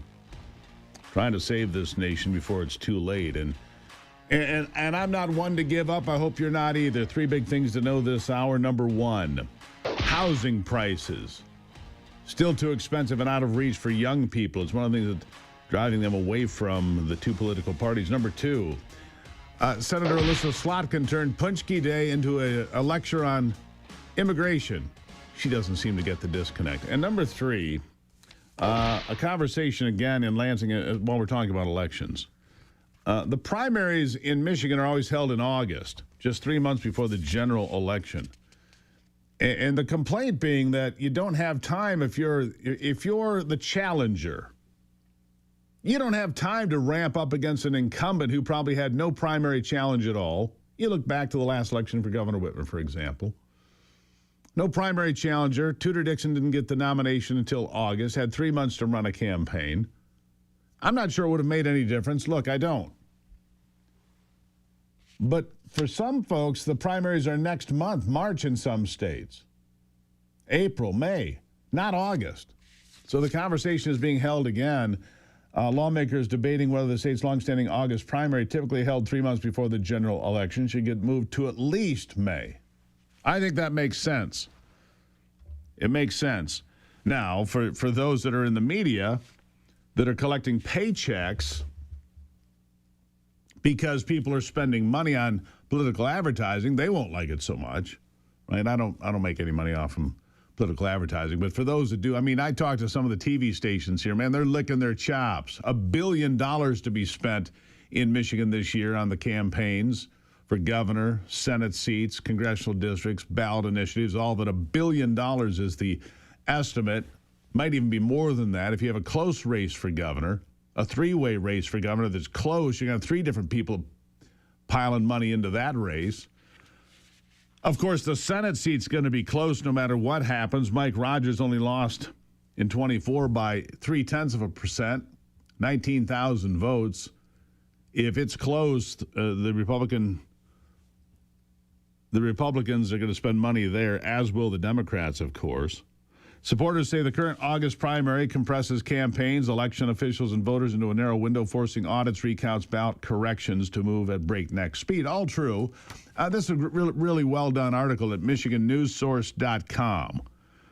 MichiganNewsSource.com, your go-to for Michigan news that you're not going to find anywhere else. Senate Democrats, led by State Senator Sam Singh, have a bill package that would scrap the August primary in favor of a May date.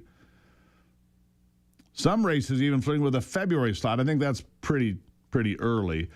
But not until after 2026. Clerks and election officials mostly back the concept, saying a May primary means more time to prep for the general election. That makes sense. Lawmakers on both sides of the aisle weighing the proposal. Matt Hall, one of those, he's not taken a position yet. In October of last year, the Republican said he would not support moving the primary to May if the change were to take effect this year. So we'll see where this goes. February voting would be way too early. I think May is about right, to me. Seems like it should be a bipartisan issue, but look, I'm just a guy watching the circus come by every day and giving you color commentary on it. I can't tell you what these folks are going to do or why. So we'll see how it plays out. Meanwhile, Alyssa Slotkin, I just want to touch on this one real quickly. She turned Punchki Day into a referendum on immigration. In cities like Hamtramck and Detroit, that tradition took root generations ago. Today, it's a reminder of immigrants who helped build our state in factories, neighborhoods, churches, and small businesses. The difference between Polish immigrants And what we see today is that Polish immigrants, they're not 81% on welfare, like the Somali community of Minnesota as an easy example. 10 years after, 80% of them are still on welfare. That's not assimilation. That's bleeding the system dry. Yes, the Polish brought their food and cultural pride with them, like Slotkin said, but they became part of the American fabric. Hamtramck's culture, by the way, Hamtramck is not Polish anymore. It's Muslim. The street signs are in Arabic. The storefronts are in Arabic. 10% of the population of Hamtramck is Polish as of this year. 73.5% of the Hamtramck residents speak a language other than English. And Alyssa Slotskin thinks this is what we should be focusing on. Meanwhile, talking about the election. And I want your opinion on this. I keep hearing from young people that unless people are held accountable and put in handcuffs for what's come out from the Epstein files, they won't vote for Republicans again. Their opinion was Donald Trump came out and said, we're going to hold people accountable for this. Transparency is fine. We've seen names like Bill Gates and Bill Clinton. Former Prince Andrew in jail today, if you missed that earlier in the program. He was arrested overnight. The former Prince Andrew of the British monarchy, now in jail for his deeds involving underaged women, I guess, in his case, and all related to Jeffrey Epstein. We need to see that here. When you start reading these files, which Ivy and I have, what you read in there will turn your stomach. And if you have daughters or granddaughters, it'll make you even more ill. It's beyond repulsive. It is absolutely gut-wrenching is what it is. And just really hard to read. Really hard to read. Right? So, there it is. There has to be action. People have to be, and I'm just going to say it, if Pam Bondi can no longer get it done, if Pam Bondi can't get it done, she wants to talk about the 50,000 on the Dow. Yeah, that's nice. That's good for a lot of people. But it's young people, 18 to 35, that voted for Donald Trump in big numbers. If they don't return in November, Republicans are going to take a pounding, and so will this country, because those socialist ideas will be back in full swing again. Donald Trump will be impeached 27 more times. The country will be in chaos. Nothing will get done. It will be a disaster. Meanwhile, we're squaring for a new, this is almost for sure now from my sources, Samuel Alito is going to announce his retirement April or May, which means there will be another member of the Supreme Court picked by Donald Trump. That'll be 4. If Clarence Thomas does the same, that'll be 5. Talk about a generational impact on American jurisprudence. Donald Trump has the opportunity. And that is our only saving grace, the Supreme Court. Unless, of course, Democrats kill the filibuster and pack the court. Things to think about. I'll be back.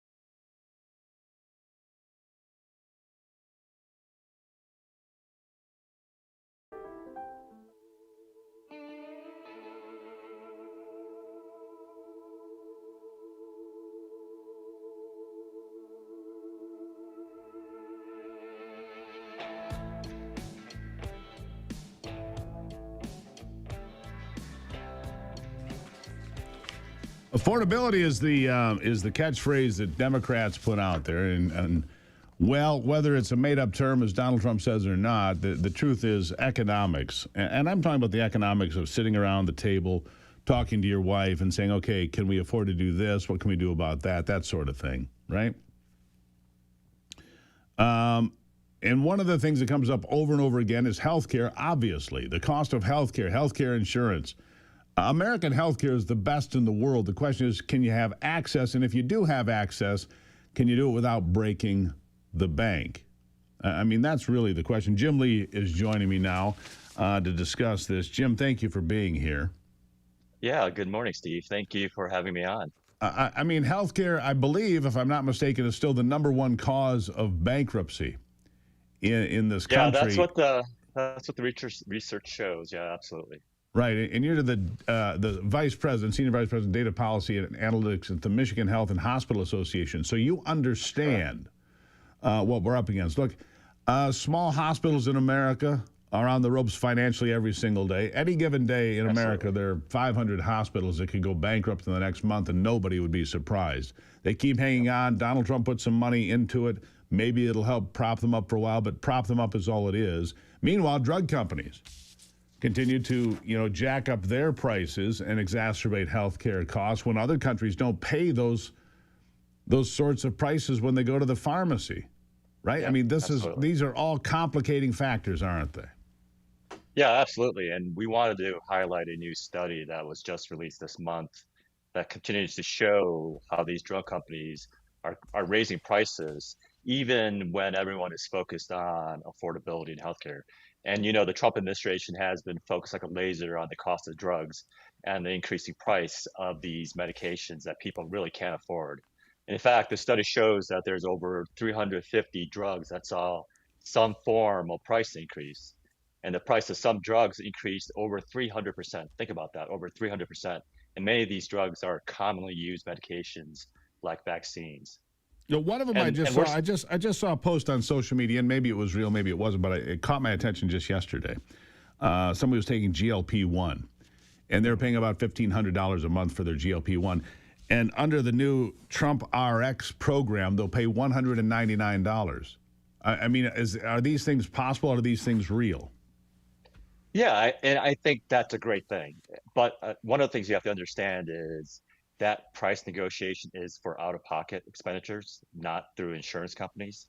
And so these are for individuals who want to pay for that drug out of pocket and not through their insurance program. So absolutely, it's incredibly helpful. But for one thing, it doesn't count towards their deductible, as they're spending. No, I understand that. Many individuals have high deductible plans. You bring something to my attention, Jim. I had a guy on here who's an expert on insurance companies. He's been on the show a number of times. Just recently, he was on and said, I just had a baby, his 5th. And he has insurance, and the insurance price was $28,000. That's what the hospital was going to charge, $28,000, and however many thousand would go against his deductible, right? He said, I want to pay cash. They charged him $2,800, not $28,000, $2,800. How can we have a system that basically penalizes people by magnitudes if you have health insurance? That doesn't make sense to me. Yeah, I mean, there's a lot of reasons and complicated reasons why some of that occurs. So one of the reasons why healthcare providers will provide a discounted price for those individuals paying cash is it eliminates a lot of the administrative headaches and the issues with insurance companies. Many insurance companies are denying claims, have prior authorizations, and have all these sort of administrative burdens that are put forth on providers. And by paying cash, you eliminate those administrative burdens. So that's why in certain circumstances, you do have some times where you have cash prices that are cheaper than what the insurance would negotiate. But it's not all the case. And I understand. It's rare circumstances when that occurs. But, it's, again, part of this issue is the complexity in healthcare. And, it's complicated. And really the inefficiencies that we have in how we pay for healthcare. I think that's part of the magic on the other side of the line. They want to keep it complicated. They want to keep it confusing. They make more money when it's complicated and confusing. Let me ask you, you mentioned that Donald Trump's working to bring down drug prices.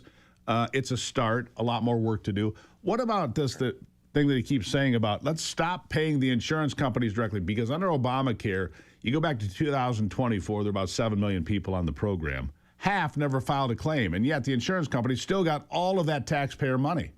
Talk about inefficient. They're being paid for doing nothing, right? Billions of dollars. Is that a system that has failed? To me, it looks like it has failed. Your thoughts? Well, again, the complexities associated with, how do we pay for healthcare and the insurance process. I would say that, our goal is to make health insurance affordable and to provide people with good coverage. Yes. So the Affordable Care Act provided a number of individuals who didn't have insurance with an opportunity to get good coverage, frankly. And we have to have something to replace that. We're open to different ideas and solutions, but the bottom line is we need people to have good healthcare coverage. Otherwise, they come to our hospitals, and the fact of the matter is we have to treat everyone. And it seems to me that basically taking on those costs. Yeah, and I agree with you. It seems to me we've only got about 30 seconds here, Jim. I'd love to have you back because I think we're just scratching. I think we're just scratching the surface here and just getting started. You've got a whiteboard behind you. To me, it seems like we should take an eraser to that whiteboard and start over in many respects. I mean, honestly, because a lot of it's complicated, it's confusing, it doesn't work for the patients. We're not having good outcomes. Our life expectancy is decreasing for the first time in my lifetime. We've got to do better. I'll give you 10 seconds. Last word. Yeah, we are spending in the U.S. $800 billion a year on prescription medication. The entire world spends $1.5 billion. So we are subsidizing. We're spending too much. The healthcare. Yeah, we're spending too much, but the drug companies are using Gotta leave it US there, Jim. consumers to I'm subsidize sorry. everybody else. Sorry, Right? Dermot.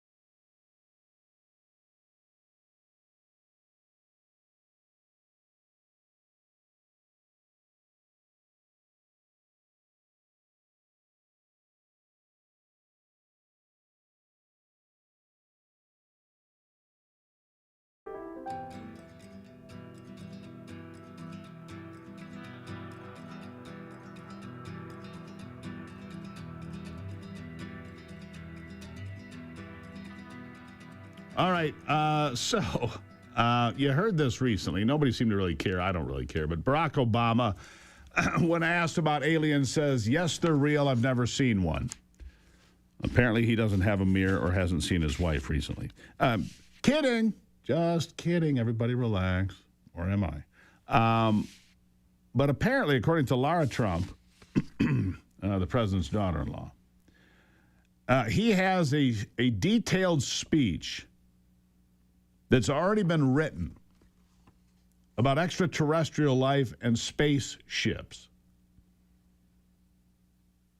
On a recent podcast, Lara Trump said the president has played coy when she is asked, and when her husband Eric, his son, has asked about UFOs and aliens. We want to know about it. He's coy. I've heard kind of around, I think my father-in-law has actually said it, that there is some speech that he has that he's waiting for the right time. Now that's interesting. Have I asked you this, Anthony? I mean, do you believe there are aliens?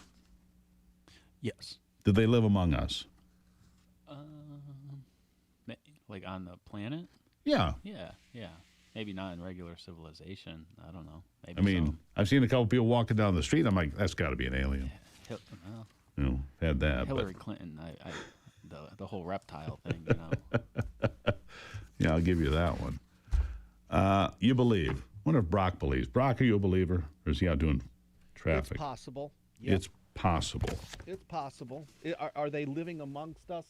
I don't know, but I think it's very possible. It's fascinating, isn't it? You know, when we were kids, it was all like, National Enquirer stuff in the checkout lane. Brock, Anthony's too young to remember that, UFOs ate Elvis for lunch or whatever they used to say. Right. Weekly World News, National Enquirer, yeah. All that stuff, yeah. Anyhow, apparently President Trump has a speech prepared when it's time. I think today's the day. Come on, DJT, let's get it out there. By the way, YouTube, the best place to watch the program. Catch every episode of the Forgotten America podcast. Look at great interviews that we do here. Go share them with your friends. Watch forever. Subscribe and like at YouTube. Yeah, there you go. I'll be back.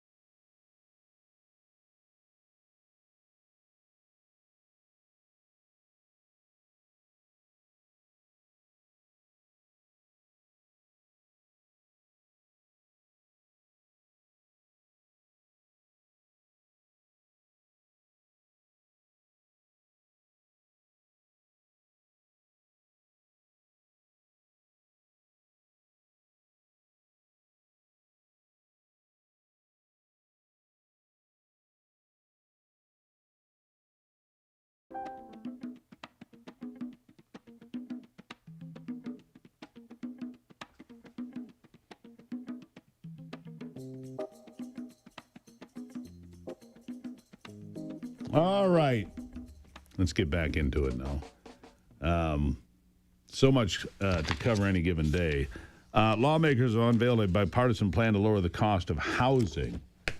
I thought the free market was supposed to do that. Maybe I am mistaken, but my next guest, maybe he can correct me on my misunderstanding. State Representative Joe Aragon of Michigan's 60th District, that's Clinton Township. Joe, welcome back. Always good to see you, my friend. All right, good to see you. This This is going to be a hard topic to cover after you just covered aliens. So, well, I get that. You know, make it interesting for you. Maybe aliens get a better interest rate. I don't know.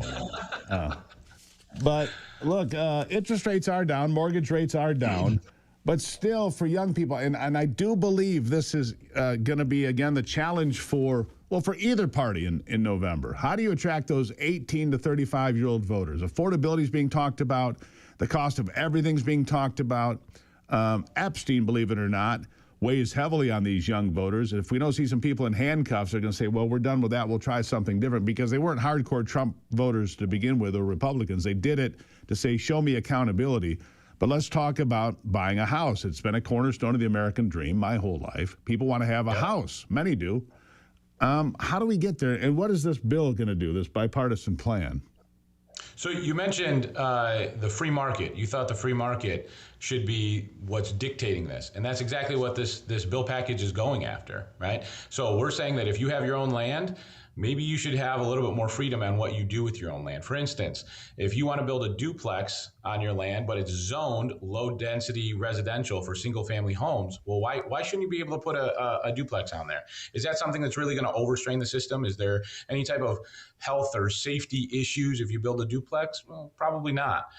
If you want to build a home, but your municipality, your government, your local government says that you have to build a 3,000 square foot home in a certain area, well, why should they be able to dictate that? Maybe I don't want that big of a home. Maybe I want a 1,500 or 2,000 square foot home, or maybe even less.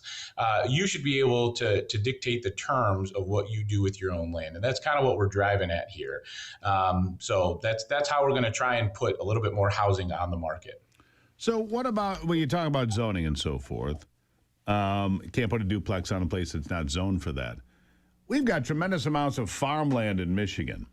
But, you know, the different municipalities, you can't build this here, you can't build that. And I get that. Right. I mean, this prevents, strip joints from being put in a neighborhood, for example, easy example, right? Or a weed shop in a neighborhood. There's certain restrictions. I get that. But when I drive by all these big open fields where I say, man, that'd be a great place to have 15 houses or 20 houses, should we make it easier for people to develop such things? Absolutely, and that's what we're trying to drive at, right? If you have a plot of land, maybe your municipality can say, well, that's not quite big enough of a plot of land, so you can't put a house there. You're going to have to buy up other plots and then put something there. Well, that's going to drive up your costs, right?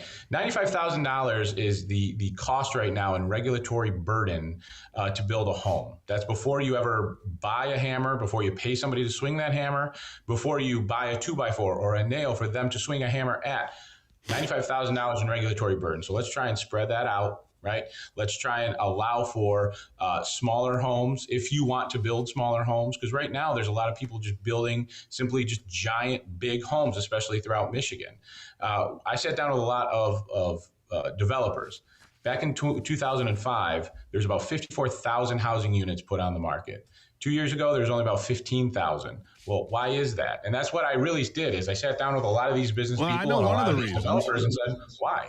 Yeah, Joe, I can tell you one of the reasons. If you're in Washtenaw County or Ingham County, and there's some others, these are some of the most restrictive counties when it comes to water and sewer, for example. Their restrictions, the requirements to get approved are tough. They're tough. And I get it, because they want to protect to make sure the groundwater is protected and your sewer system is proper. But they become onerous at some point. Like you said, $95,000 in regulations, I think it's probably higher in Washtenaw County, higher in Ingham County, and some other places. Go ahead. You're probably right. And what we're trying to do is lessen that zoning burden where developers are going in like, okay, is this zoned right? How long is this going to take me to even get this development done? So we're actually trying to limit the amount of time it takes for you to complete your development. Because some developers are coming to us and saying, man, it's taking us over a year, sometimes 2 years just to break ground. Well, that's not right.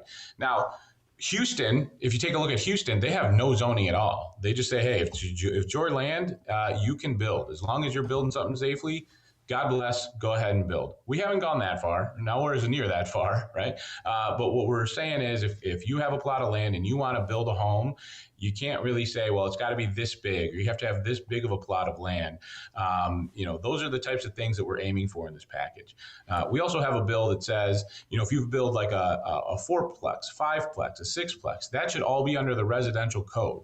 Why are you using the commercial code? That's not an apartment building with 100 different units. You should be able to use the exact same code that you would if you were to build a small residential home. So these are the types of things that we're trying to help with people who are building their own home, or with developers who are building homes, just to kind of reduce that regulatory burden and then shorten the time it takes for them to actually build this house.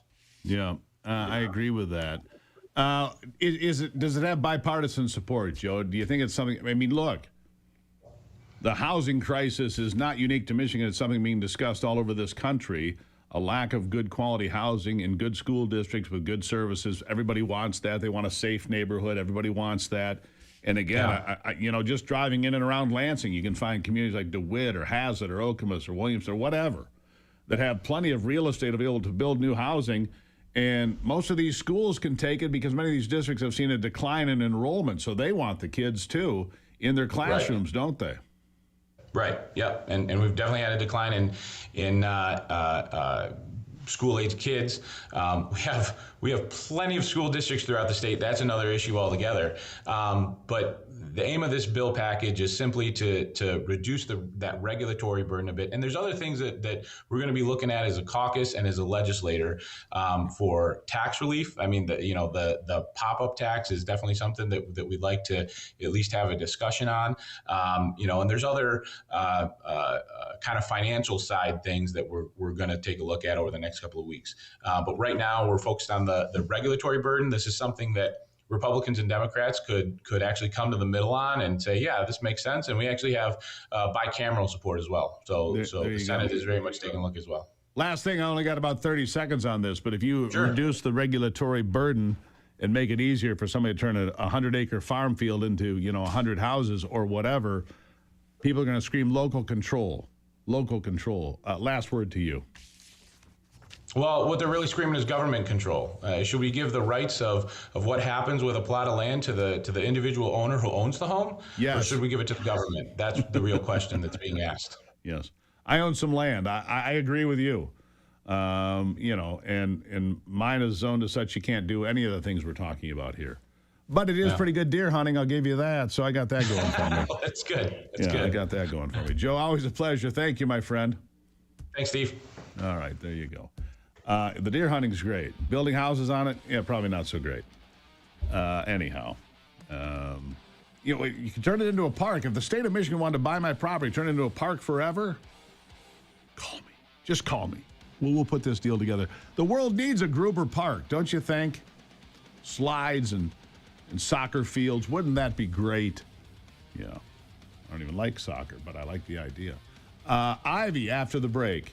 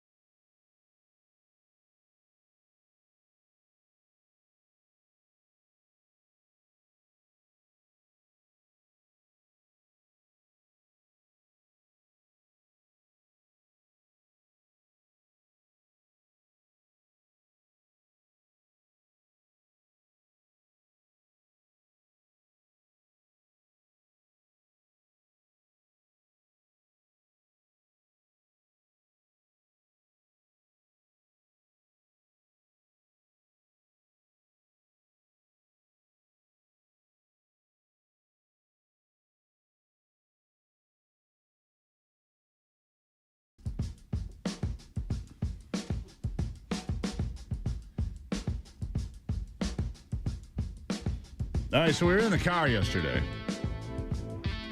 and we're listening to, whatever we're listening to, Ivy and I.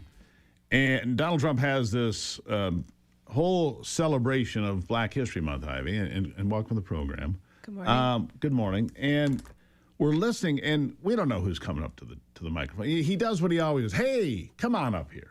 Just randomly, he'll do that. We've seen him do that at rallies and other events. Hey, come say a few words.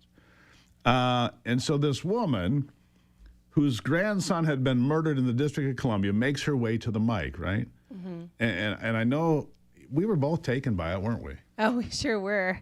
I'm like, that is the best thing I've heard all day long. Let's listen to it again. Yeah. And nobody heard me, Democrats, get mad at me.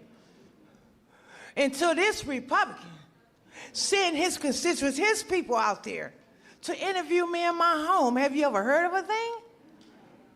Then they invited me twice before Congress to testify for the beautiful bill that's going to change crime in the district. If you kill somebody, okay, you take a life, you do life. Just that simple. If you do a harsh crime, you do harsh time. Just that simple. And then we need National Guard, and which we did years ago. He brought it on. I love him. I don't want to hear nothing you got to say about that racist stuff. And don't be looking at me on the news hating on me because I'm standing up for somebody that deserves to be standing up for. Get off the man's back. Let him do his job. He's doing the right thing. Back up off of him. Yeah, come back to us now. Get off the man's back. Let him do his job. Don't get mad at me because I'm defending him. I mean, wow. If you don't have goosebumps after listening to that woman speak, because she lost a grandson, a precious child, to violent crime. Well, and she said we needed the National Guard in D.C. Years ago. And you and I have been to D.C. a lot. We haven't been in the last few weeks, but generally we go there a number of times a year. And I can attest, I've spent a little more time there, but you can see it too. Crime in D.C. is down dramatically. Murder, rape, carjackings, armed assault, everything. All violent crimes are down to levels we haven't seen in my lifetime. Absolutely. And crime is down all over this country because when you really enforce the law and you embolden your police departments and most of them, if you're in a blue city, generally you're not going to have as safe of a place. In the District of Columbia, the president had the ability to send the National Guard in to clean up the crime there.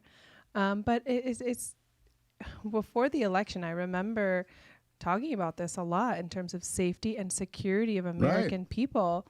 And it's so important. And especially in communities where, Black people are, they need a lot of these, areas that tend to be higher in crime. And also, they went on and talked about education too, and how the president has opened up school choice and how it has changed these areas for good, because then you can get out of your community and go to get out of a failing school. Exactly. And go to a place that one woman was talking about how her daughter was going to be an anesthesiologist nurse. Right. And she had been in a failing school with no hope of anything. Right. Then they gave them schools of choice, and her granddaughter is thriving. And exactly. And I look at this, and I just shake my head when Democrats, he's a part of the Ku Klux Klan, he's a Nazi, this, that. Are you kidding me? Talking points to just convince garbage. The people who aren't paying attention, who are not motivated by fact, but motivated by emotion, and who really just simply don't know what they're talking about. And then they try to create this narrative that's false. It's a false reality. Those of us, I think that oftentimes because we're in the news, you and I work in this environment every single day, but most people don't. Most people have busy lives. They might see a headline here and there. They're grabbing this little bite, that little bite. And so then they take that as gospel. They take that as being the truth, when in fact, a lot of the time, if you're getting it from a mainstream media news source, or if you're getting a little bite here and there online, and you're just seeing a very tiny little thing, a tiny little clip that is probably taken out of context, then you're not getting the full story. And I think that's an unfortunate mistake some people make, but it is where we are. Well, they get their, well, unfortunately, and I go back to young people. I've been talking about this all day. You and I hearing from pollsters that we know and trust that young people that voted for Trump are not going to vote for him again unless they see people in handcuffs from the Epstein deal, right? Okay. Right. But a lot of these young people, they get their news from TikTok or Instagram or whatever. Yeah. And that and they believe what they see. And and I sent a video. I don't know if I necessarily agree with that. What conditions have changed? I mean, the young people in America, their biggest concern, in my opinion, was affordability, and affordability is improving. We heard it from the pollsters. They want accountability because transparency without accountability is meaningless to these young people. They want something different. They want people held accountable. There is something to be said about if you've never gone through a legal process before, you don't understand that it is painstakingly slow. Oh, my gosh. And so, yes, I agree. Do we need to have accountability? I actually started going and reading through the Epstein files, and it's horrific. It's absolutely horrific, the things that you read there. I think for good people to read those sorts of things, it's almost incomprehensible to understand how people could be so evil. But it is I think there was someone who wrote into our program and said he actually was staring evil in the face, and I can completely agree with that sentiment because it is very dark and evil and horrible things that happen to young women. Yeah. But anyhow, I agree there should be some accountability there, but a lot. There also is a lot of positive happening in our country, so it's not. I agree with that. Yeah. I'm just telling you what's swinging those young boys. It's the economy, and they want Epstein people in handcuffs. Ivy, love you. I love you too. All right, we'll take a break.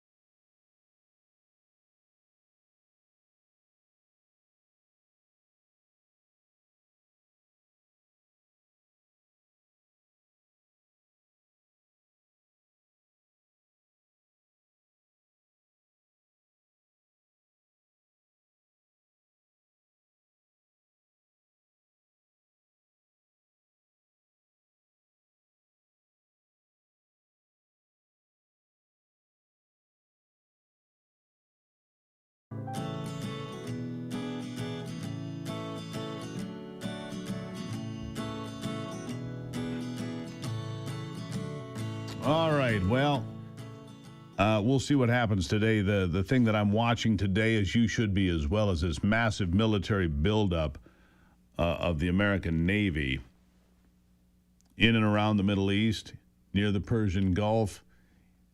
Aircraft carriers, a whole flood of military planes have been sent there in the last 48 to 72 hours. Iran left the negotiating table in Geneva yesterday and said, we'll be back in 2 weeks. News flash to the regime, you don't have 2 weeks. Wouldn't be surprised if we saw something today, because it's heading toward nighttime now, of course, in the Middle East. Donald Trump has offered numerous off-ramps, numerous opportunities. He always does. But he also said, when asked, why are those aircraft carriers there? In case we don't reach a deal. That's what he said a couple of times in just the last few days. That military buildup is there in case we don't reach a deal. Well, I think we're about to find out. His go-to are the Army Rangers now because of what they did in Venezuela. Very, very impressed with the Army Rangers. But the SEALs would be there as well, and other elite military groups. Is it going to be precision strikes with aircraft and Predator drones, or is it going to be something more intense? Will there be some boots on the ground? The answer is, I don't know. But I can tell you this. The slaughter of civilians is going to end one way or the other.